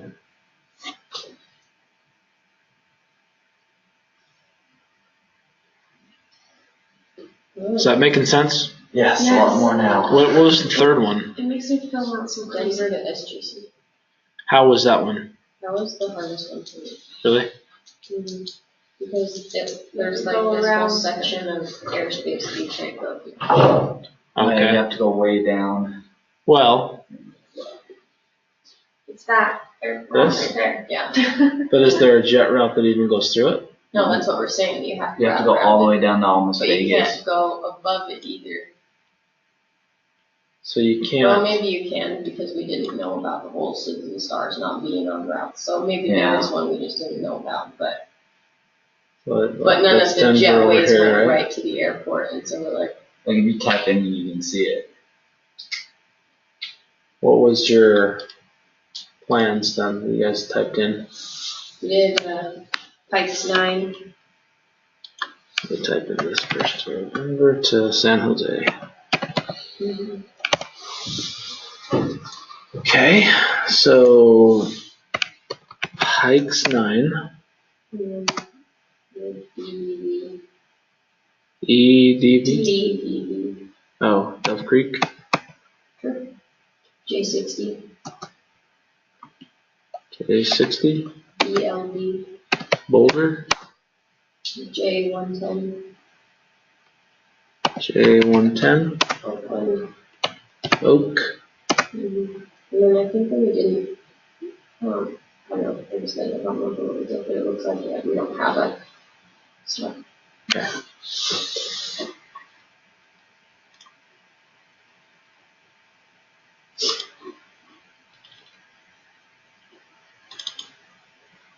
Good old trusty Denver.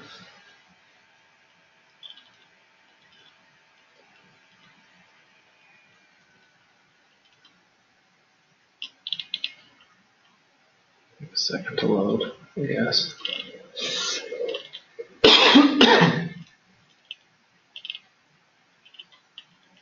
Denver has tons of Cids and stars. Mm-hmm. Even when you take out the non-RMAP. This one actually labels them for you, Southeast Gate. But these are, okay, so here's our first Cid. It's a yellow one that goes north.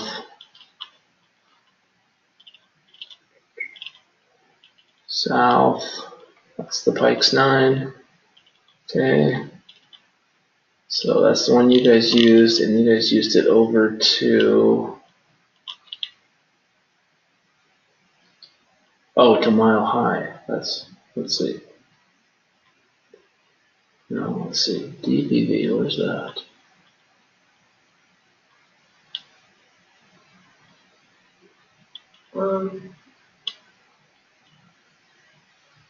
We'll get it wrong too. Like Denver. Okay. Well, we'll look at it here in a minute. Let's look at this. So that's the south one. And the east one is the Plains 8. And the west is the Rockies 3.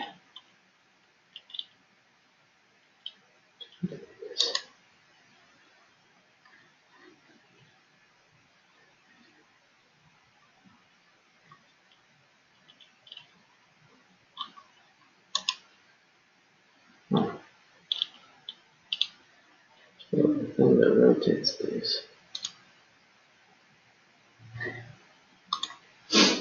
Oh well. Have to read it sideways, I guess.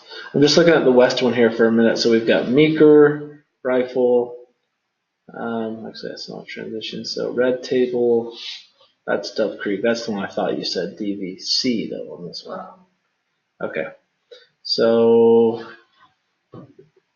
Meeker's probably going to be the one that we would want, but that's kind of what yours looks like. So finding Cids and stars, you clicked on routes, and that brought them up, right? And then also you can go to the airport and scroll down. Yeah, on this, you're saying? So there's Cids and stars there. And then The one thing you want to be careful is don't click this, because this is going to give you weird routes on this. This is stuff that's like people have saved into SkyVector that are just erroneous routes.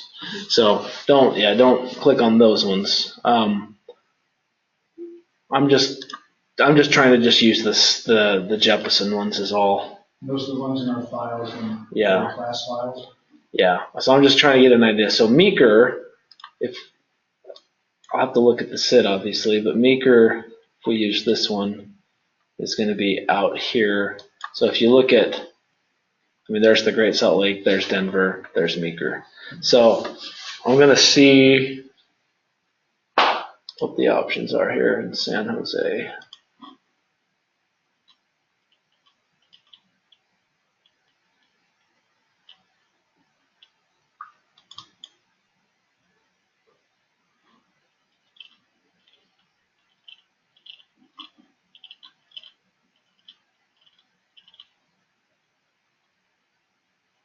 Okay. So we've got the Briny 2 that comes in from the west. There's Mustang, that's Reno. So once you start getting familiar with your VURs, you'll kind of know what some of these are. But Reno is Mustang. This one is the Capital 3, and it comes up from the south. This one, so there's your Coaldale right there. That's going to be the El Nido 5. So if you can get to Coaldale, then you can get onto that transition right there. Then you have the Golden Gate 7, which is from the north, but it also connects into Reno. So it gives you some options. The Point Reyes also connects Sacramento. So we really just need to figure out where we can go. If we can get to Meeker right here, or if we can get to some of our star or SID transitions were Meeker, Red Table, and Dove Creek, which is down here. So probably either Red Table or I'm just gonna erase it out here for a second. Back to straight. So in a straight line, there's Meeker, there's Red Table. Oh, yeah, you can just do Meeker and then hop on that jet route and do the Coaldale one. So does it connect all the way to Coaldale? Because there's Coaldale, it's right below our straight line, so that looks pretty good. So Jet 148, where does that take us? 148, Well, you have to switch over to that 184. Okay, so if we're in Meeker,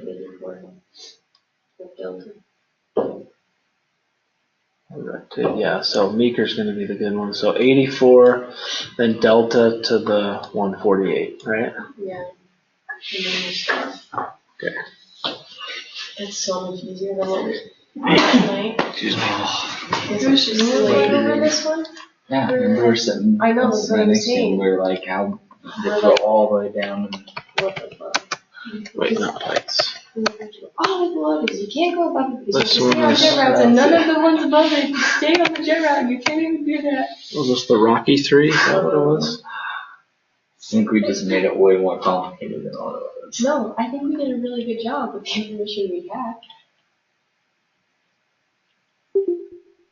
We just thought we had to stay on the jet route. Yeah. Yeah, no, you guys shouldn't be hanging your heads.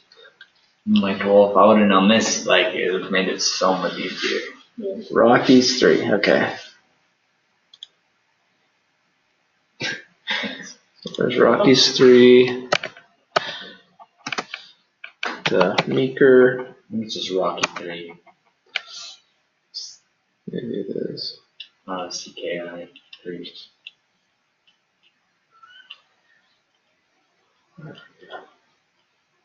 Really fast.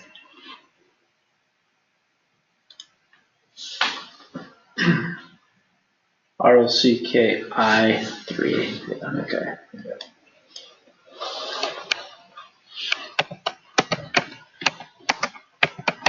Then J84 to Delta, Jet 148 to Coaldale, and then what, El Nido 5 Is that what you thought? What it was called? from,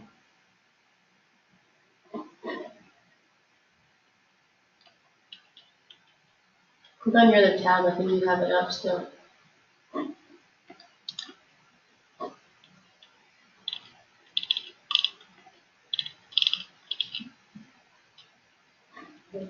El Nido. Okay, so that's HYP 5. I never would have thought that was El Nido. Height 5.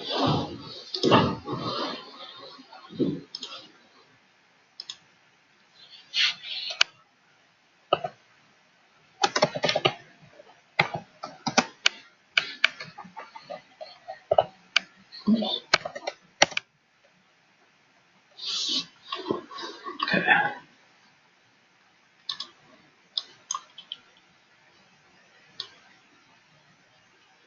Okay. Yeah, see this part of your SID? Difference. Only. How much difference? 140 hours. So you see this part of your SID right here? If you just highlight the SID, none of that is on a jet route or anything. Yeah. And then you look at this part of your star. See how it still routes it? Like you can tell it's following something here, but nothing that's on your map. See that? So that's how it should look though. So just, yeah.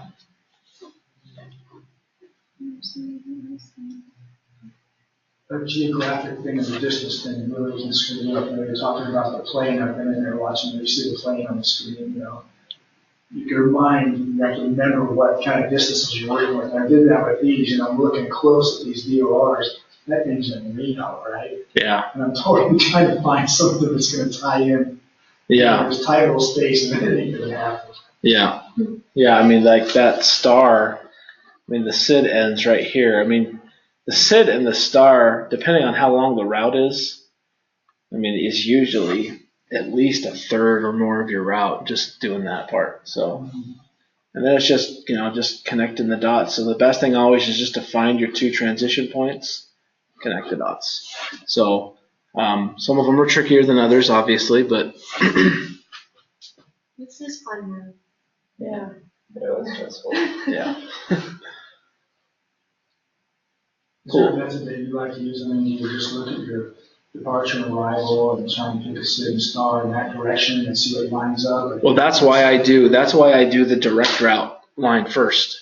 I try and keep the route as close to that direct line. So I base all of my Cid transition points. Like if my transition point is really close to where that direct line is, then I know that's going to be the best thing. Because the best possible route obviously is the direct, right? So just base it just completely off of that.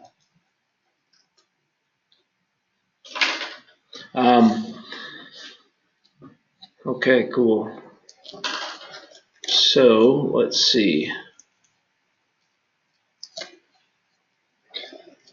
All right, so you guys feel good with this stuff now? This, I mean, the more you practice it, the more, you know, it'll become. And you're going to be obviously doing one of these routes on every single flight plan anyway, so you're going to see it plenty more. It's going to get to the point where the route part takes you 5 minutes, you know, so when you start your plan. So, okay, so let's jump now into doing that 1, 2, 3 rule stuff that I wanted you guys to practice with.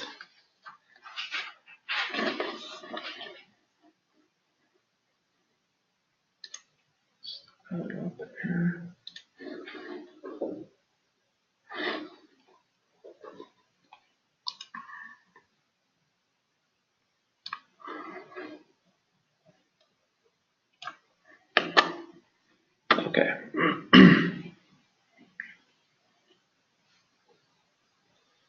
I'm going to try and find some areas of the country that are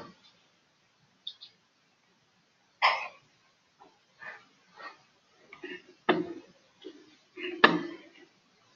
little bit crappy weather.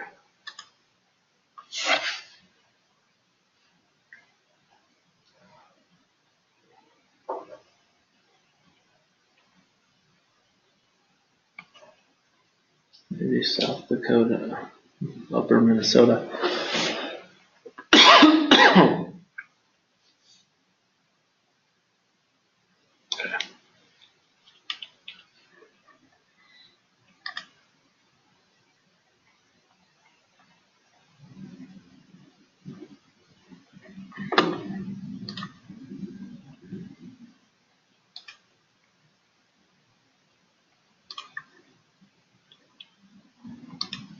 Let's take a look at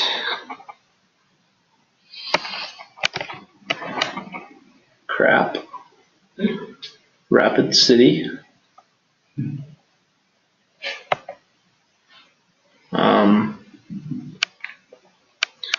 Let's look at Aberdeen.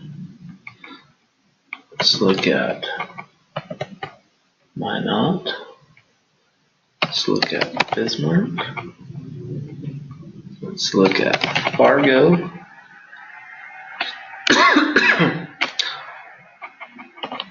Jamestown.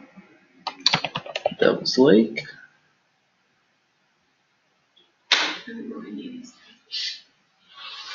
Oh, you will. Great Falls. Okay. Someone else who didn't remember it doesn't exist.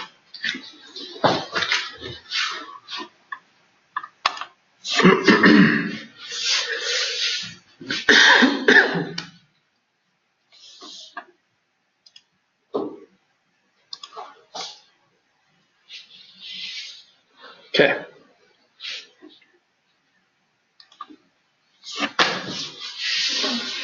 Now, who feels comfortable reading the TAF, one, but also just applying the 1, 2, 3 rule if I just give you an ETA? It's been a while since we looked at them, but I could try. Okay, so here's Rapid City. Now, this is your current METAR, okay? And here's your TAF. So if I have an ETA of, let's say my ETA is 2200 Zulu. And you want us to ask if you need an alternate, or what are we? Yeah, I want to know if I need an alternate. Okay, so what are you basing it off of? So you look at not the top line, but the first line, after that. This line? Yeah. Oops. So this line, oh, come on. Yeah, that one. This line. And then 6 statute miles, so that's enough. And it's overcast, like 6. Wait. Okay, the cloud parts, because we never go on.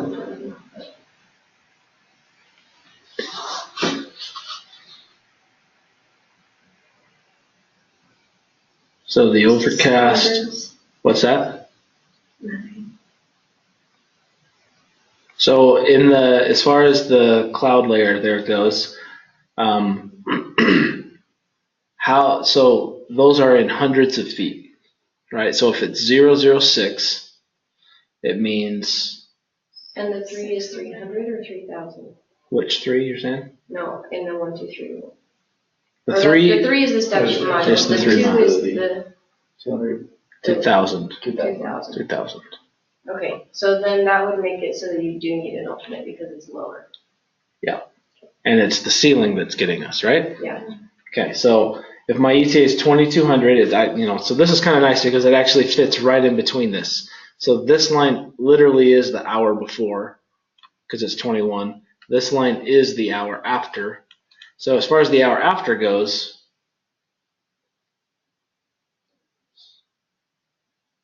no, it doesn't, or yes, it does. It does. Wow, overcast is even worse. So it does need an So alternate. that's what we're saying, so you do need an alternate. Oh, yeah. Yeah. And what else now? Also the visibility. So both of them are getting us in this one. Okay. So yeah. So that's really like when you start looking at TAFs, just start training your eyes to look for, I try and look for the 2s and the 1s and the, and then anything that says overcast. So reading this line, if we were to just read this line through, what is our weather there? Just if you were to read the entire thing there.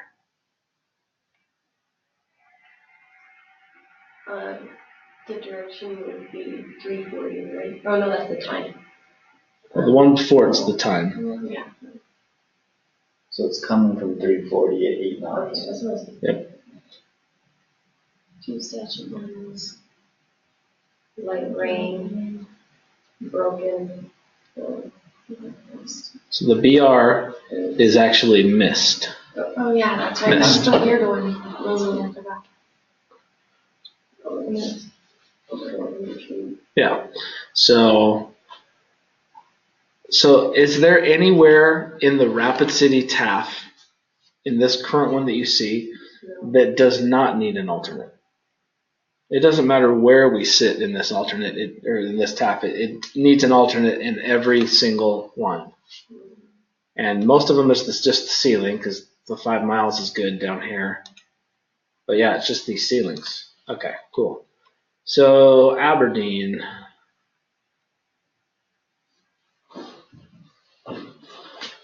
So that continues. What's that? Just the documents. So if my ETA into Aberdeen is 20 Z, Caden, do I need an alternate? 20. Let's see.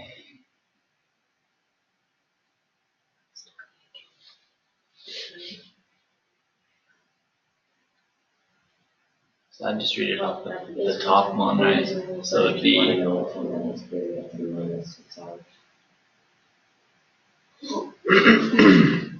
So yeah, so you're looking for 20Z. Where does 20Z fit into this TAF?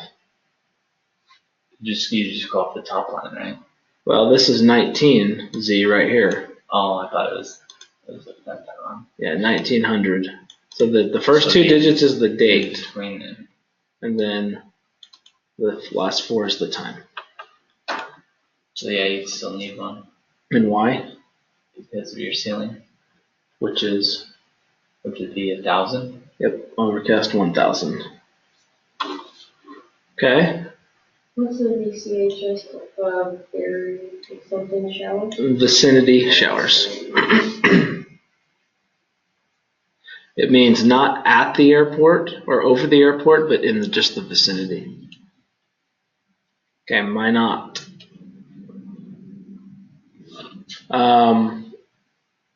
Scott, let's see here. ETA into Minot is let's say 200 Zulu.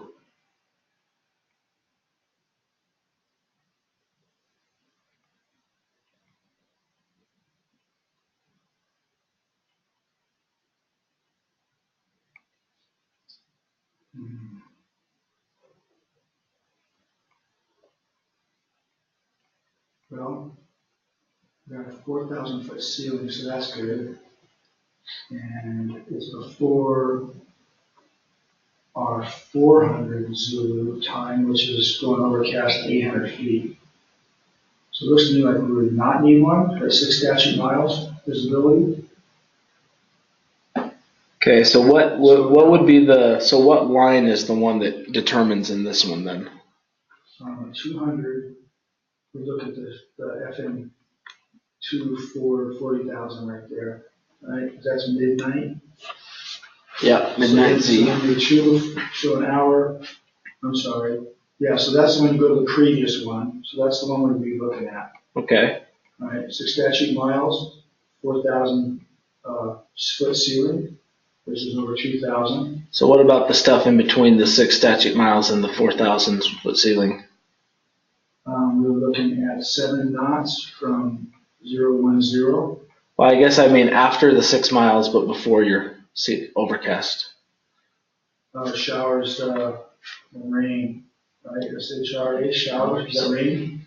Yeah. Oh, and broken, we go broken with 1,500. Okay, that's below 2,000. So we would need an alternate. Yep. Okay. So, yep, that one needs an alternate too. So, same thing here. This entire TAF needs an alternate. So far, we haven't seen one that doesn't. Okay. Courtney. My ETA into Bismarck is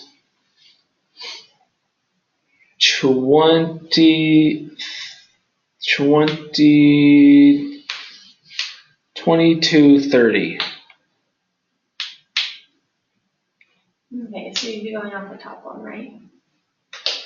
I'm confused on the time this morning, I'm sorry. That's okay. So 20. So first 2 digits are always going to be the day. Yeah. That's where I got messed up. And then so this is the time here it was issued. This is the time that it's valid from, the 23rd from 18Z to the 24th at 18Z. That means 24 hours validity.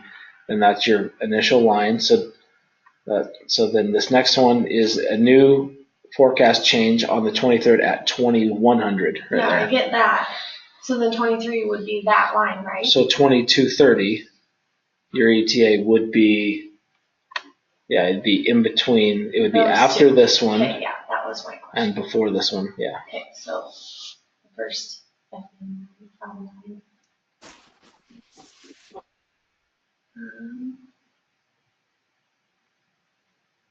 Yeah, no, we couldn't because, or we wouldn't need an alternate because we're only at, well, let's see.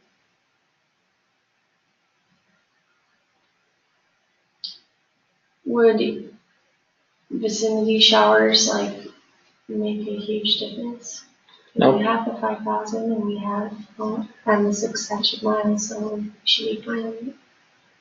Yep. So I mean, it's just vicinity showers, it's not bad. yeah. Yeah, the precipitation won't ever make or break your alternate. Okay. So it's Oh, just exactly. it's just the one. There's only two things that make it. Okay. It's your viz and your ceiling. Okay. Being below 2,000 foot ceiling or below 3 miles. So you're above 3 miles and you're above 2,000 in both of these, right? So you're good all the way until what, 600 Zulu? Yeah. So these two lines right here do not need an alternate. So after 2100 Z, because this line here does need an alternate, okay? So what would be, so disregarding the top line, just looking from 2100 after, what would be the first ETA that would require an alternate?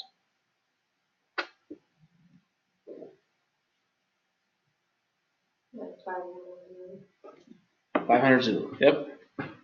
Why is it 500? Hour before. So yeah, because this is the first line that needs one, not counting the top line. And so if you had an ETA of 500 Z, then you'd go your 1 hour after would be 600 Z, which would fall into that. So that's always a tricky one. Look for something like that on the quiz. Okay?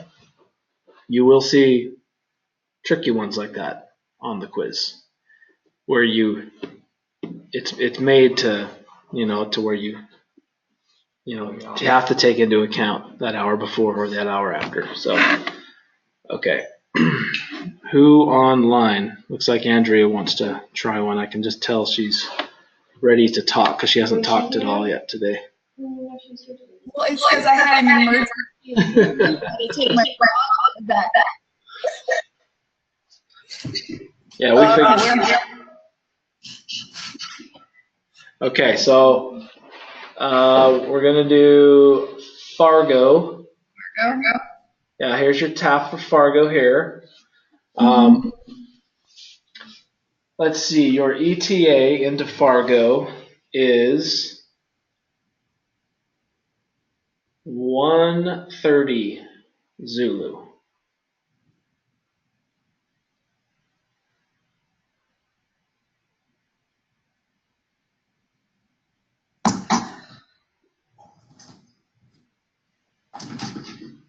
Oh, 100. 0130. Okay.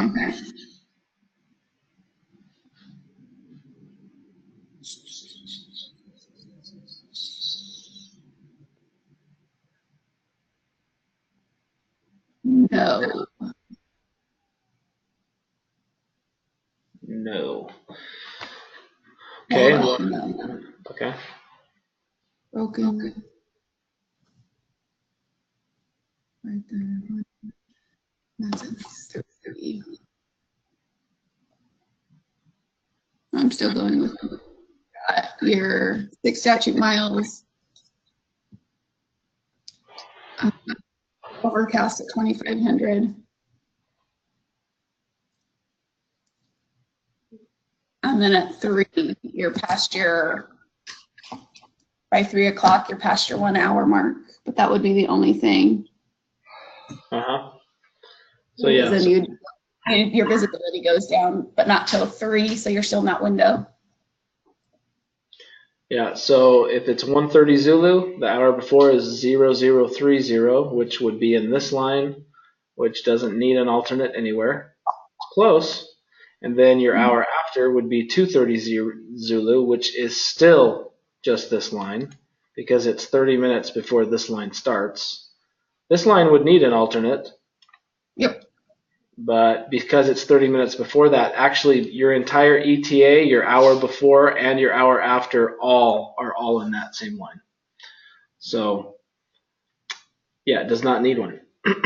Okay. Remind me real quick, Mhm. on the temporary one, the 2318, 2321, is that still the date and then it's just got the hour of it? Just the hour, yeah. Okay, so it's from 18 to 21. Correct, yeah, 1800 to 2100, yeah. Not to be confused, a lot of people ask that question and sometimes they think it's just 3 minutes long. Yeah, I was thinking that it was 1800 Zulu, but I just wanted to make sure. Yeah, it is 1800 Zulu to 2100 Zulu. So a 3-hour tempo in there. So with that said, with the tempo, if I have an ETA of 2230 Zulu, 2230 Zulu, do I need an alternate? Yes. I do? No. I'm getting a yes, getting a no. Well, because an hour before you have broken clouds at 1500 feet. Okay, but is that in the hour before? The 21. Didn't you say 2200 Zulu? So, yeah, did I say 22? Yeah. Or 2230? 23:30. Yeah. Oh, then no. So on my hour before, what line am I in? After the tempo. Well, that one starts at 00. Oh, sorry, you're back at the top. Yeah. So that can get confusing too because the tempo, a lot of people like to revert back to the tempo. The tempo starts and ends at those times. If your hour before, in this case, your hour before would be 21:30, right? So it's after this tempo, so you actually go back to the top line. So that's going to be your hour before is right there. And your hour after is 23:30, which is still 30 minutes before the next one starts. So this actually is same thing as the previous one. This is your hour before, your ETA, and your hour after all in the same line. So it can get confusing. So just remember that the tempo is just it's not a forecast line. So it's not what we refer to it as main body is what they refer to it as. So you're always going to be just using it. So now if you went back, if your ETA was 2200, even if it was 2200, you still wouldn't use this because you'd go back because it ends right at 21. It ends right at your hour before. So even that one still reverts back to the top line. But if your hour before, if you were 2130 ETA and then a 2030 hour before, then yeah, you'd be right in the middle of that tempo. So then yeah, you would need an alternate. Wait. So if it's 2200, an hour before puts you in that 21, even though it's after it. So even though your hour before was during the tempo. Is that what you just said? Well, it's at the end of the tempo, so it's not in it. Okay, so it only goes until then, not including then. Yeah, no. And so if your hour before is 2100, that's exactly when the tempo ends. So you would be done. Like you don't have to use you would go back up to the top line. Okay. Yeah, it does not include, yeah.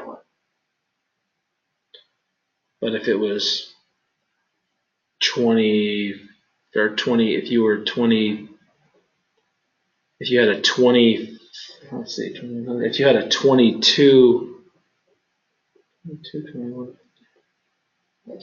If you had a 2159 ETA, and then your hour before was 2059, then yes, you'd be in the tempo. So. You ever alter your ETA so that we can land in the airport? All the time. Yep. Not so much because of the 1-2-3 rule. Remember, the 1-2-3 rule is just to need an alternate. But there is another rule out there that we talked about in the FAR, it's the legal to go FAR. If you were to have, like, if you knew that the Fargo landing minimums were a half of a mile, and you had a tempo right here for a quarter of a mile, and your ETA, now when you're looking at ETA for legal to go, it doesn't have anything to do with the hour before or the hour after. So that's just simply the alternate 1-2-3 rule. So if you're just simply just looking at the ETA, not no hour before, no hour after. But if your ETA fell in that tempo when it said a quarter mile and your landing minimums are a half mile, you're not legal to go. So if you could delay it 20 minutes and that 20-minute delay puts you outside of the tempo, and as long as the outside of the tempo weather was a half mile or higher, then you don't need the alternate, or not the alternate, but you're legal to go. So, and we'll look at that stuff. We'll have some examples of those. Basically, you'll have a flight plan, a couple of flight plans that are sketchy on the legal to go stuff. Okay, Jamestown.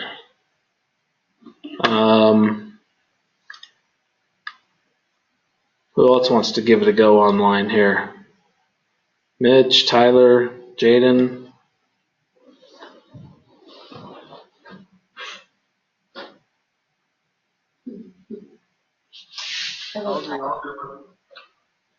I'll do one too. Okay, so Tyler, you'll do Jamestown. Jaden, you'll do Devil's Lake. Jamestown, so Tyler, ETA of, let's see here. You have an ETA of 1:30 Zulu. 01:30. Okay.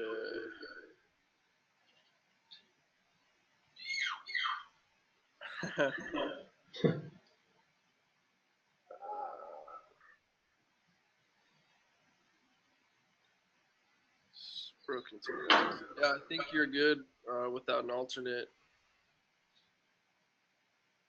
Because you've got the 200 has 6 miles, broken at 2,000, overcast at 3,000.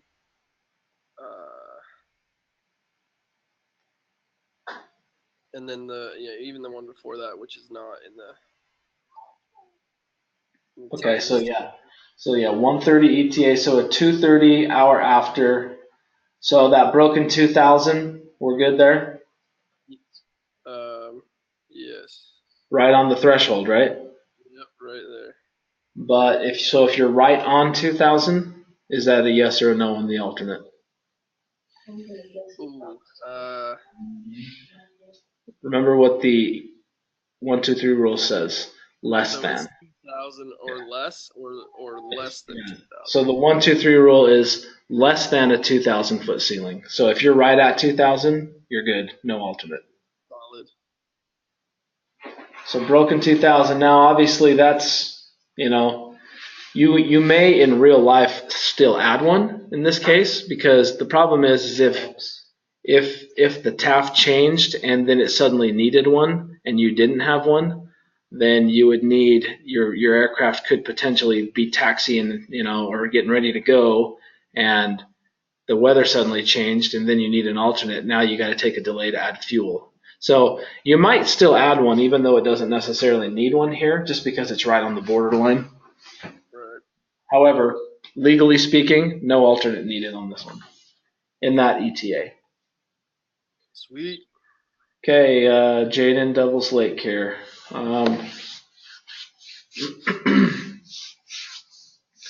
ETA into Devil's Lake is 21:30.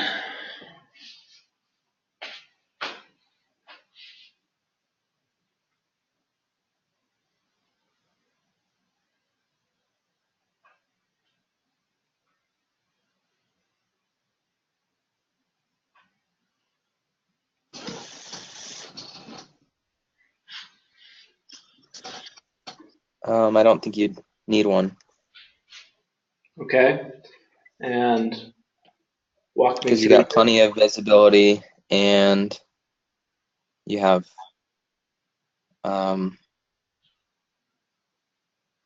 broken clouds at 4,500 feet, so you're fine. Okay, so that's your ETA and your hour after. What about your hour before? What was the time again? Sorry.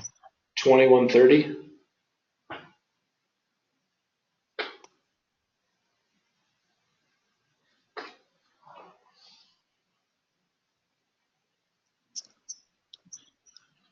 Yeah, you have broken clouds at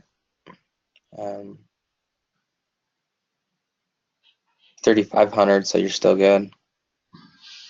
Okay, so this one is kind of a tricky one. And this one's a good one actually to kind of learn at here because, so going back to that the one we looked at two taps ago with the tempo. So this one actually does need an alternate. And, but no, your reasoning on everything there, Jaden, was good. But this one's kind of tricky because when you have a tempo remark, the main body up here, the first line, still applies to the entire, all the way, it applies all the way until this line. So even though there's a tempo in here from 18 to 21, this is still the controlling ceiling for the entire period. So this one's tricky though.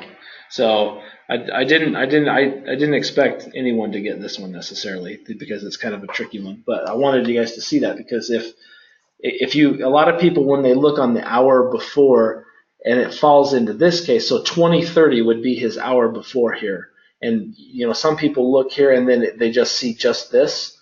So the problem here is that the tempo still gets trumped by anything that it says up here. So if it's kind of like a two-way thing where the tempo can only hurt you, it can never help you, if that makes sense. So if you have this as broken 1500, but then the tempo says it's supposed to get better and go to 3500, the tempo can't ever help you. But if this said that it was supposed to go down to like broken 100, it can hurt you. So it's kind of one of those things where on the hour before or even on the ETA, like depending on where it's sitting, you have to still take into consideration the top one. So this one still technically needs one. So it's a good one to see though for those reasons. It's kind of weird to make a tempo with a better ceiling. Yeah. That's kind of weird. See the tempo, the way they look at the tempo remarks, as the tempo is in there because they think it may or it may not happen.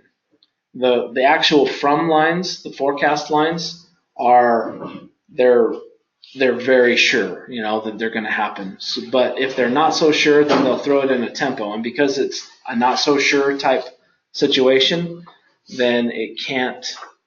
Yeah, they don't put it in as like it's for sure going to happen. So the tempo may or may not happen. If it was for sure going to happen, then it would just be in a from line, right? They wouldn't even bother putting a tempo in there because the tempo is like, maybe, maybe not. But if they knew and they were for sure that it was going to happen, then it would just be in the main line anyway. So because of that, and it's just like anything else. Like you can't, in the aircraft world and planning and everything we do, we only get penalized. We can never plan on something better happening, if that makes sense. We always have to plan on the worst case scenario. So in this case, when you're looking at this, it's saying this is what we're pretty for sure is going to for sure happen, broken 1500 greater than 6 statute miles, but it might get a better ceiling for 3 hours. We're not so sure though. So it's kind of just that. I mean, you have to plan on the worst case scenario. That's all that's really saying there. So, Mitch, you want to give it a go?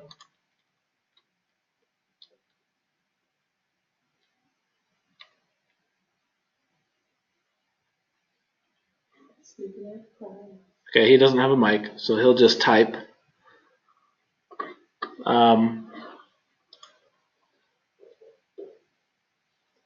Okay. Great Falls. So you're looking at this bottom one right here. Great Falls, your ETA into Great Falls is 1830.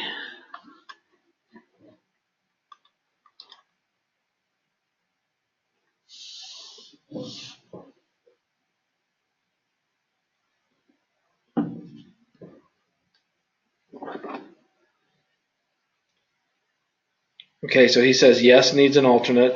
So what's your reasoning for the alternate?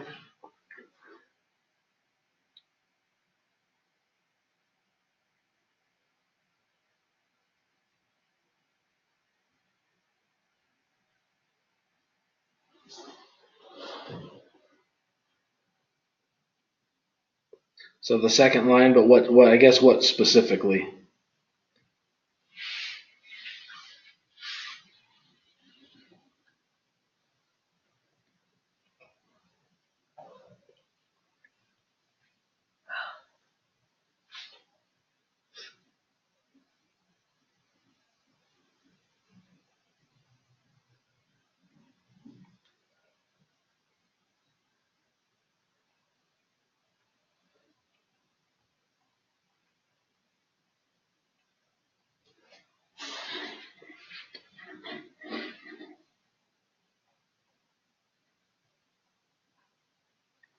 Okay, so he's saying the few 1500 right here.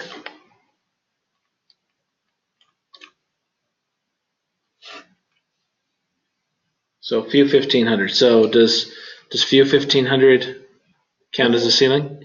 Overcast and broken. Okay. And broken is the least, right? Yeah. So this is one to look at here. So this one, so few technically is not a ceiling. So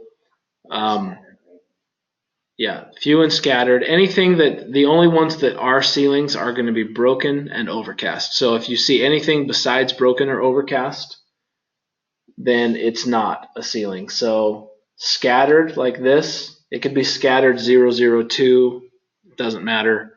Few, same deal. It could be few, anything below 2000, and it won't matter. So this one does not need an alternate.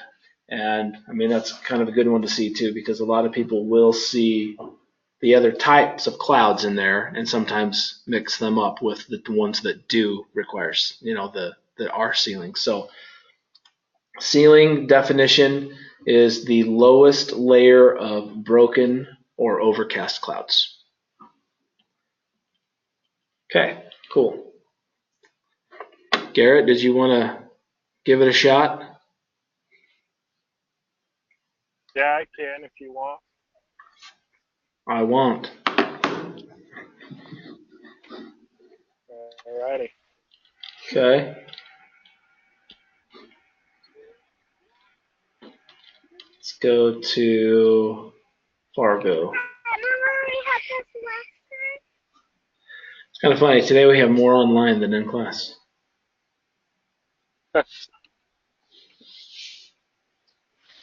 So what one are we looking at? What time? We're going to look at Fargo right here. I'm just coming up with the ETA here. Okay, so Fargo, your ETA is going to be, ETA is 200 Zulu.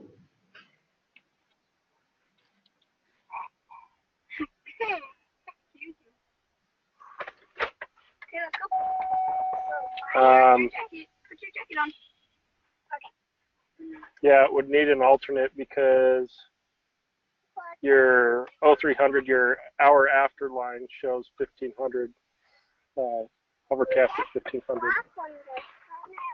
Okay, cool. Good deal. Everyone feel good with the 1, 2, 3 stuff? Okay.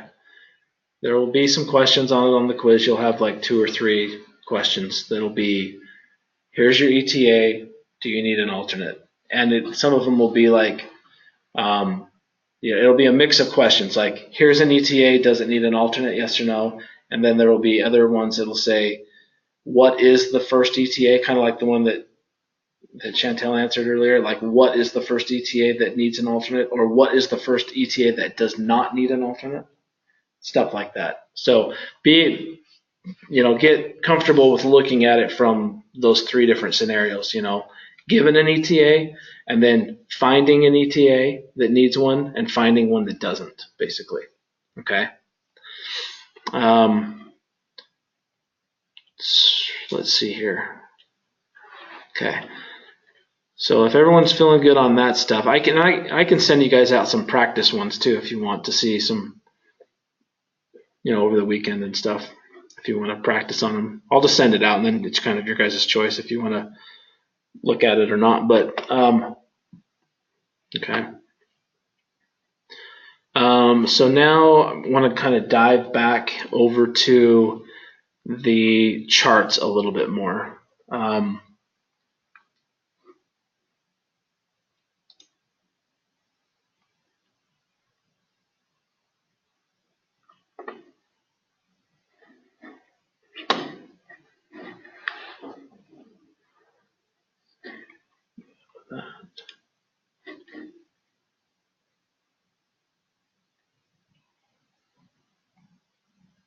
Okay, I'm still going to leave some of these up here just to look for a minute. So we're going to keep this Rapid City TAF up here for a minute, and we're going to go and look at the Rapid City charts, like the actual landing charts and stuff. So actually what I'm going to do here, let me get rid of some of these real quick.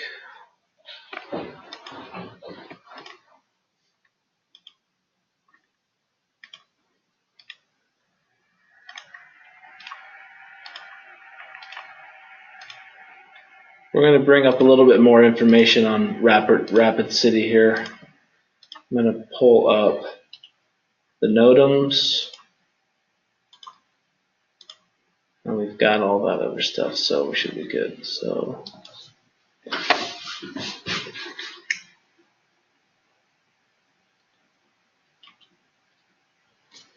okay, so let's look at this here for a minute. And then we're going to compare some of this stuff with looking at the charts as well.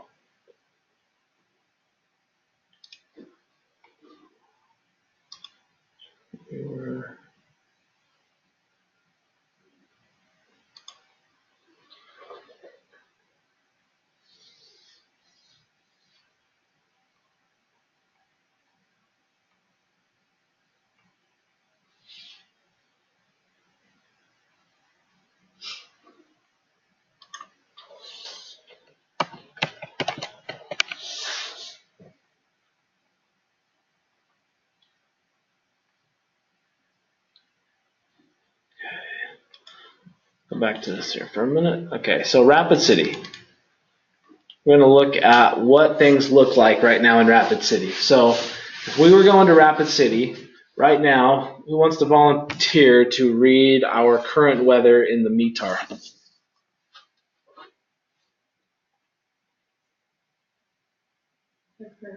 I can. Yeah, the current weather. Yeah, go ahead then, Kaden. All right, Rapid City on, what was it, the 23rd at, what?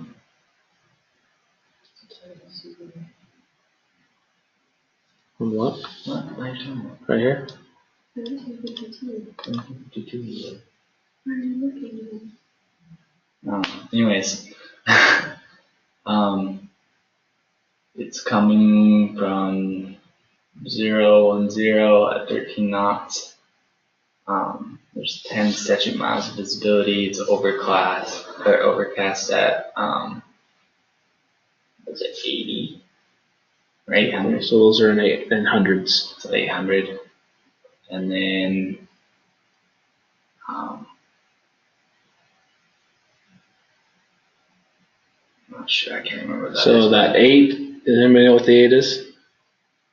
The 08? No, that's the altimeter. That's, The temperature. Yep, that's the temperature in Celsius, right? Okay. So 8 degrees Celsius, and then what's the 06? The dew point. The dew point. And then altimeter 3007. Okay. Okay, so that's the current weather in Rapid City. Let's take a look at the NOTAMs real quick. Anything stand out in the NOTAMs?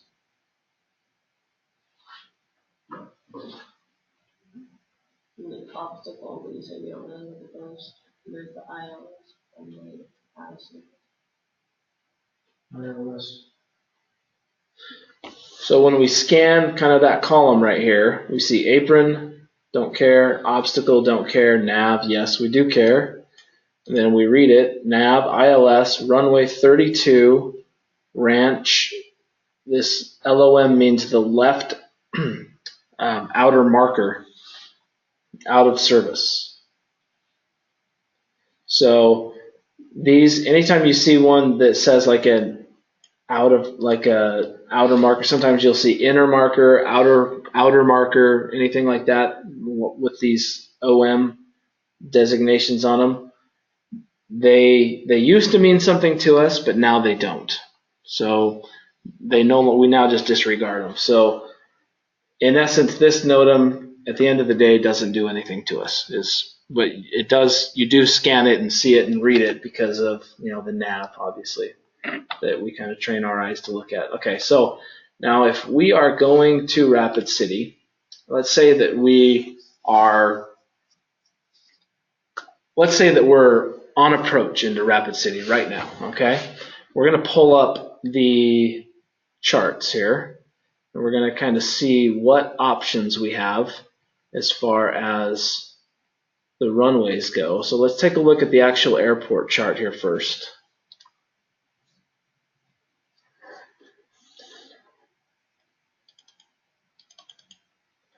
Okay, so here's our airport chart, the airport layout chart. So just by looking at the layout of the runways, what runways would we want to try and land on? What was the wind? The wind is currently 010 at 13 knots. We want to land to the north. So think about the wind. Yeah, so 010. So the wind is coming from 010, right? So what direction would that be as far as this chart goes? It's in between. It's like 32. Or 5 is kind of in between the two, isn't it? Try to draw. Okay, so the wind. So if we're going straight north, if we're flying straight north, what are we flying? 360, right? Okay, so if the wind is coming from 010, where's it coming from? Just directionally speaking. Coming out of the northeast, right? Okay, because if this is 360, 010 is going to be just to the right of that. So the wind is coming like this. Yeah, and this isn't perfect, but just trying to. That's the way the wind's blowing, though. The little diagram shows 8 degrees east, so you're pretty close. Is that what that shows? Yeah. Yeah, it should be pretty close. Good job. Yeah, I try. Got my magnetic variation down pretty well for Rapid City. So, okay, so if the wind is coming out of that direction, blowing like that, what runway would we want to land on? 5. If it's long enough. So how long is 5? 3601. 3,601. Okay. So I'll tell you that this one, 3601, definitely would not cut it for any of the planes we fly. So what would be the next best one? 32. 32, right? So land on 32. Let me get back to my pointer here. If we land on 32, it is going, so we would be coming this way. So it is a headwind, right? And a little bit of a crosswind. So, and going back, it was 13 knots, right? So 010 at 13 knots.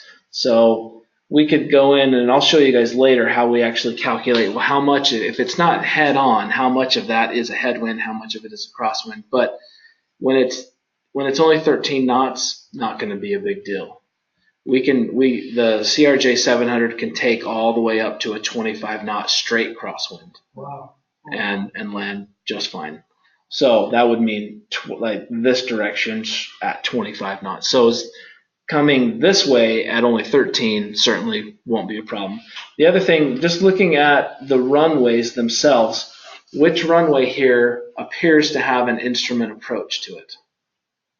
32. And why is that? The lights. Yep. Okay, so that's what we can probably expect to see.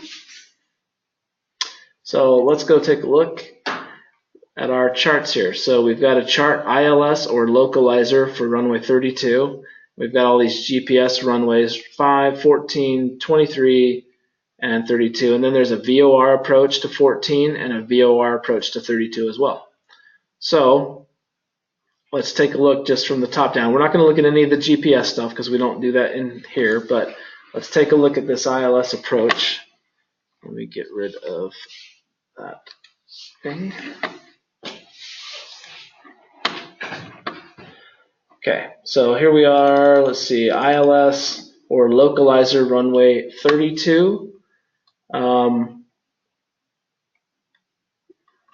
We didn't see any NOTAMs that are going to affect us, so we know that this approach should be working, right, to its fullest extent.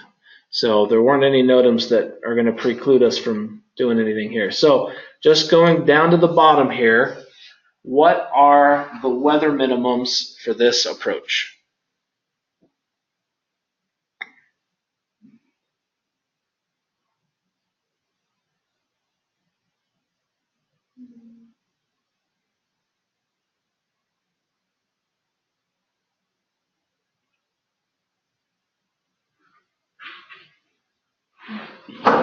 What is the DAH? That's your, one of them stands for decision altitude, and the other one, the H, just means height. So the 3360 is your altimeter reading. 200 feet. Yep. 200 feet is the ceiling, right? And what's our visibility minimums? 2400. 2400 RVR or half. Okay, so as far as our METAR goes, if we're on approach right now, what was our METAR visibility?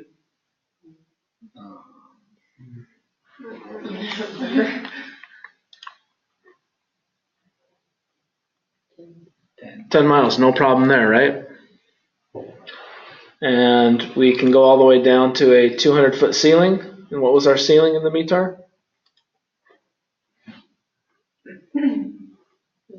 800, so we're good there too, right? So this works, right?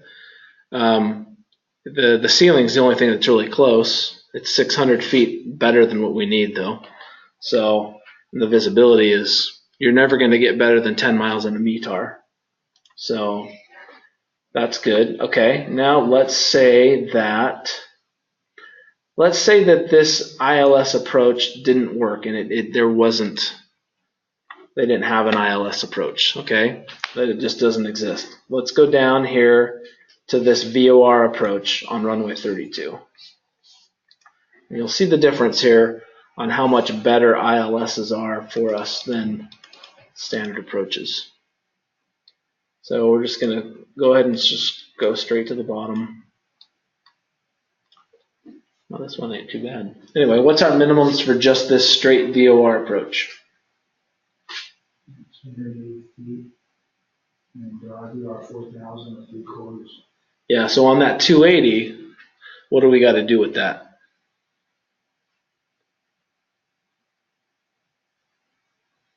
Remember, on anything, we only go to the nearest, we only go to hundreds, and we always round up.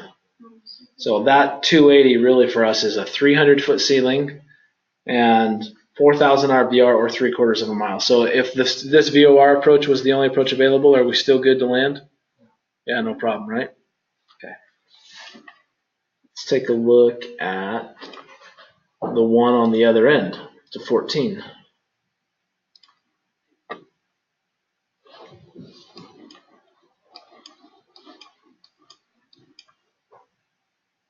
So this is the one that goes to 14. So what are our minimums on this one? 600. 600. And we're C, is that correct? Yeah, C. Okay, so we're mile and a half. Yep. 600-foot ceiling, 1.5 miles visibility. Okay. So why is it so much more? Going south, I know we got a tailwind. Is it prevalent winds from the north or something? Well, yeah, it doesn't so much have. I mean, sometimes even if the wind favored 14 in this case, like if the wind shifted, it still would be the same minimums. It's really just because it's just terrain and things like that you come in from. Yeah, that's what it has a lot more to do with, is the terrain. Okay.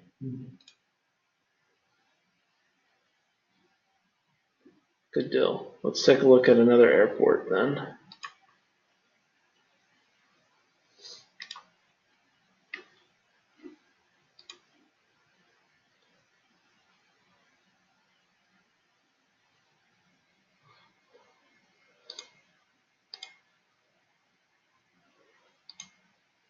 Let's see.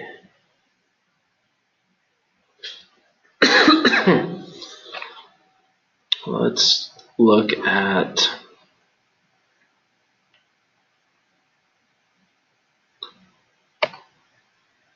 let's venture into northern Minnesota and look at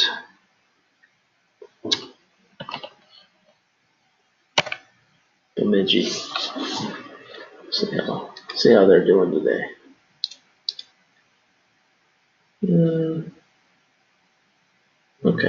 Okay, that'll work for us. Similar to Rapid City, I guess. Don't know if I'm going to find anywhere that has low vis today. Anyway, so here is Bemidji. This is in northern Minnesota. Current weather, wind out of 310 at 5 knots, 10 statute miles, overcast 500. Temperature 12 over 11 degrees on the dew point. Okay. NOTAMs, is that a NOTAM that we really care too much about? No. Yep, not doing anything to us there. Okay. So let's bring up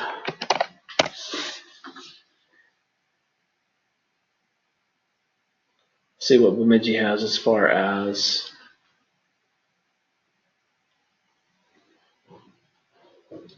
so if wind is 310, what was that at 5 knots? It's not too bad on the wind. And that's what the airport looks like. So if the wind is 310,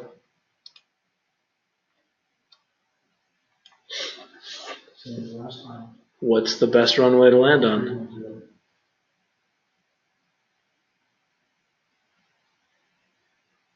31, yep. Yeah, the nice thing about the wind reports, if you see wind from 310, it's always best to just try to match your runway to the wind.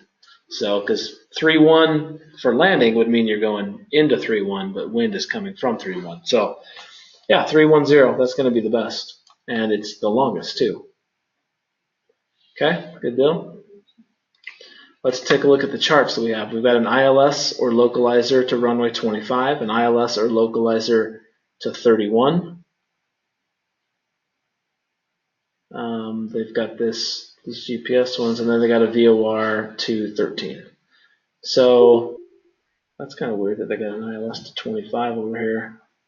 Doesn't even have an approach light system. Yet 13 does. Huh, anyway, that's weird. So let's take a look at the ILS to 31, the one that we want.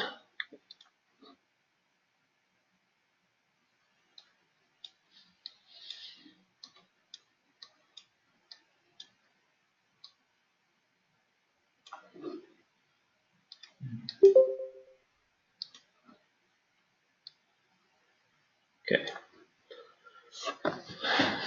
So you're going to see something here that's, you'll see this often. You'll see two different sets of minimums. This one is saying with the local altimeter setting. This one is saying with the Park Rapids altimeter setting. So the only thing that this really means is that if for some reason the Bemidji Airport's altimeter is not working, but you're able to obtain the altimeter from this place, then these are your minimums. If not, these are. But we're just going to pretend that everything's good. We're just going to use these ones up here, the local altimeter setting. So based on that, what are our minimums for Bemidji?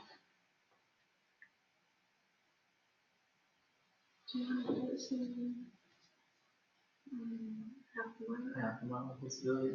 Yeah, 200.5. So you're going to start noticing, when we talk about ILSs, 200.5. 200.5 is the best you can get with a standard ILS. So with a standard ILS, you'll never see better than 200.5. So these are the best possible mins we could get. Okay, so just throwing this out there, but what if the approach light system is out? And the ceiling? 200. Still 200. Yep, Okay. still 200. Okay, what if the glide slope and the approach light system are out?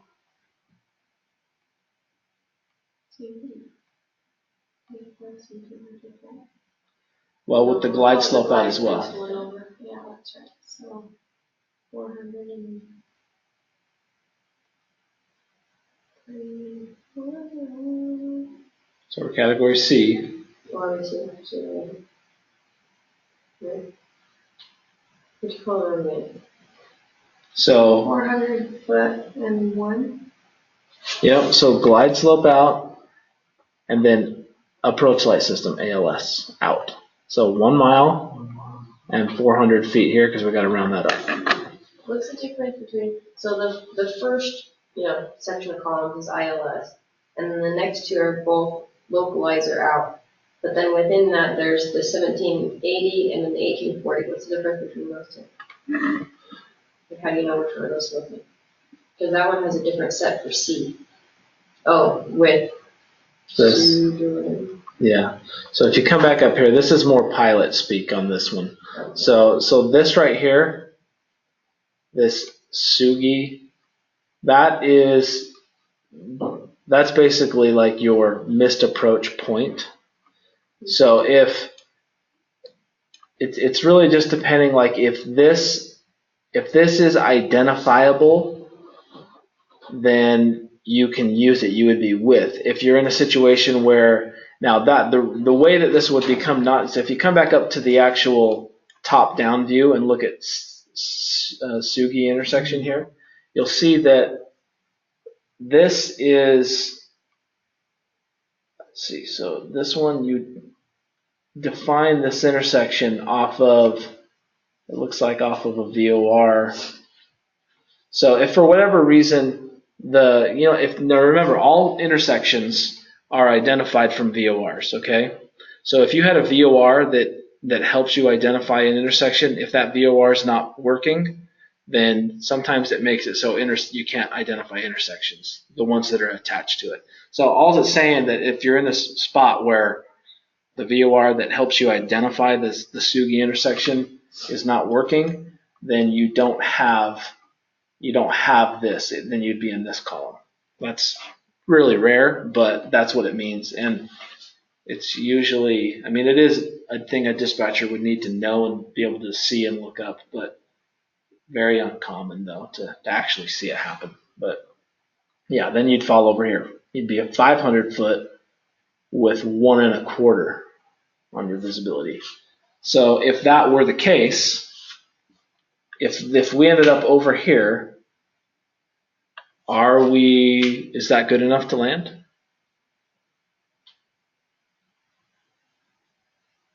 I'm sorry, what are you? We're over here.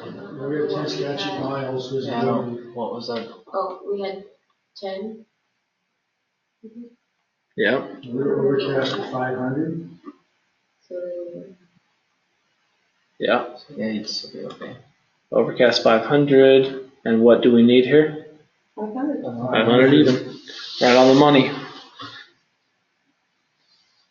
Barely, right? So, okay. Let's look at the other ones real quick. Let's say if we wanted the VOR off of 13, going the other direction. Just take a look and see what that one says.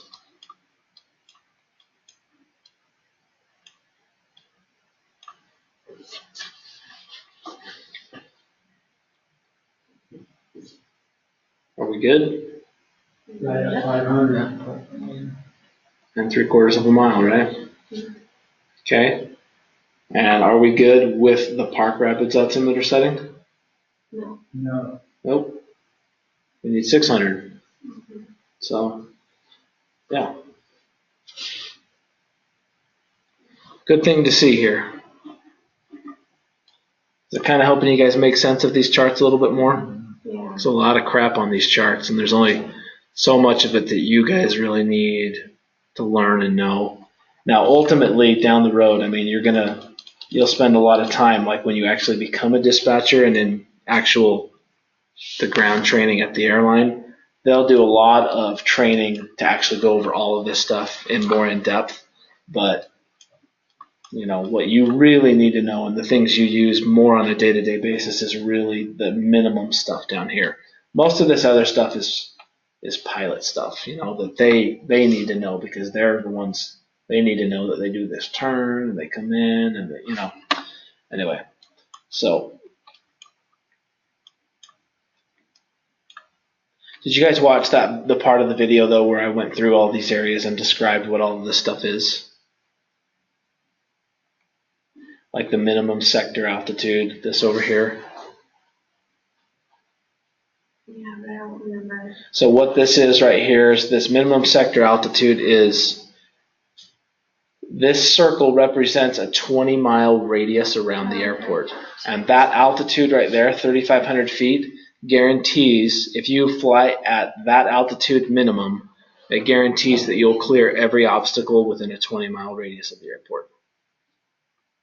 So if you lose your radios and if you lose all of your capability to communicate and you don't have your VOR tuners to tune into the VORs, then as a precaution, you would want to make sure that you're at least 3,500 feet. If you lost track of where you are, let's say you're in instrument conditions, right? Really low visibility, flying through clouds, fog, whatever, and for whatever reason you lose your capability to know your instrumentation, know where you're at, you want to immediately climb to 3,500 feet. Because if you don't know where you're at, then you want to make sure that you're going to clear all obstacles in that area, right? So climb to 3,500, and that's what that's for. It's just a precaution. What was MSA again? Minimum sector altitude. But there's a lot of other things on the charts, obviously, that you'll learn and pick up. I believe the minimum sector altitude means you'll clear every obstacle by 1,000 feet. So that means the tallest obstacle in the sector is 2,500. Here in Denver, we're clearing by 2,000. There's mountains within 25 miles. We can go look. No, just a question. Yeah, I'm curious too because I'm not sure. Take a look. So the elevation of Denver is 5,434 feet at the airport. Let's just look at ILS localizer 35 left.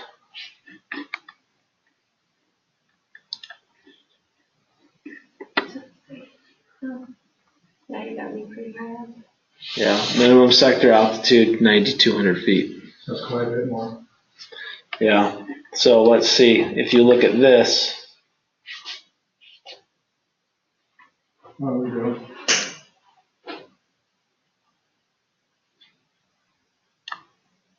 so when you're looking at the top-down view, if you see this little arrow right here, that little arrow means that this point is the tallest obstacle in the area.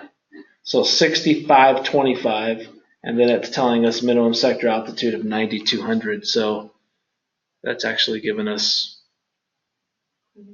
20. 2,800. Yeah, But it's is that almost 20 2,800. miles from the airport though, or that's like the tallest thing in this page? Is there something taller within the 20 miles? I don't think that, but this is supposed to be, this usually means that's what this is being calculated off of. So I'm not sure. That's a good question as well, but I'm pretty sure that the top-down view normally is a 20-mile radius looking around. She's getting like me, she doesn't trust anything anymore. Hey, Distance-wise. that's just how, yeah, that's just how it is. This one's actually a little bit different because it actually gives you the SIDS and stars that connect into this approach too. So anyway, cool. Well, do you guys have any questions on this stuff? You want to look at more, or do you want to be done? 15 minutes. We don't have access to these charts. You're going to send us stuff. Not these ones. I'll give you access to the folder that has the other ones. The other one are the city pairs that we use in the class. Yeah, this one is the one that we log in from at work. So, but yeah, you have Denver obviously in the folder, and I'll just put the folder in there for you guys to look at. But you guys can jump in there and look at the charts more. But yeah, not like in this format like that I've been bringing up in here. So, cool. If everybody's good, then we'll just end 15 minutes early. Okay? Hey, Adam. Yeah. So back to when I come there, will class be where you guys are right now, or will it be somewhere else? That's still to be determined. It'll probably be actually in a few different places, because where we are right now is a charter high school. And so they have class here during the days. So we could only be here like after 4 p.m. onward. So on some days we probably will be here, and then after that there'll be other days where I'm just trying to make arrangements, but it'll be somewhere, it might be, somewhere nearby, but yeah, it'll probably switch around a little bit though. Okay, because I called the hotels, and the Senior Olympics or something are that week. Oh, so everyone's like, you need to book, and I was like, I can book, and I'm just gonna book just so I have a room for that whole week. But I was like, I don't really know where my class is gonna be, so that was kind of just the other tail end that I needed to I know. have an extra room at my house if you want to stay at my house and not pay for a hotel. What? That would probably be amazing. I didn't even realize that the Huntsman Senior Games are that week. Oh my gosh. Yeah, like Kinta is sold out, and then our other hotel, Windmere, still had some rooms. Windmere, whatever it was. So. Yeah. I don't know when you're going to be here, but I mean, I have kids every other week, but I mean, as long as you don't care about kids, you've got a bedroom. So. Oh my goodness, that would probably save me a lot of money, actually. How much were they quoting on the rates? During the week, was 84 a night, and then on the weekend it was 160. Yeah. At least stay for the weekend then, by all means. You can cook me dinner. Oh my gosh, you do not want me to cook dinner. But You can buy me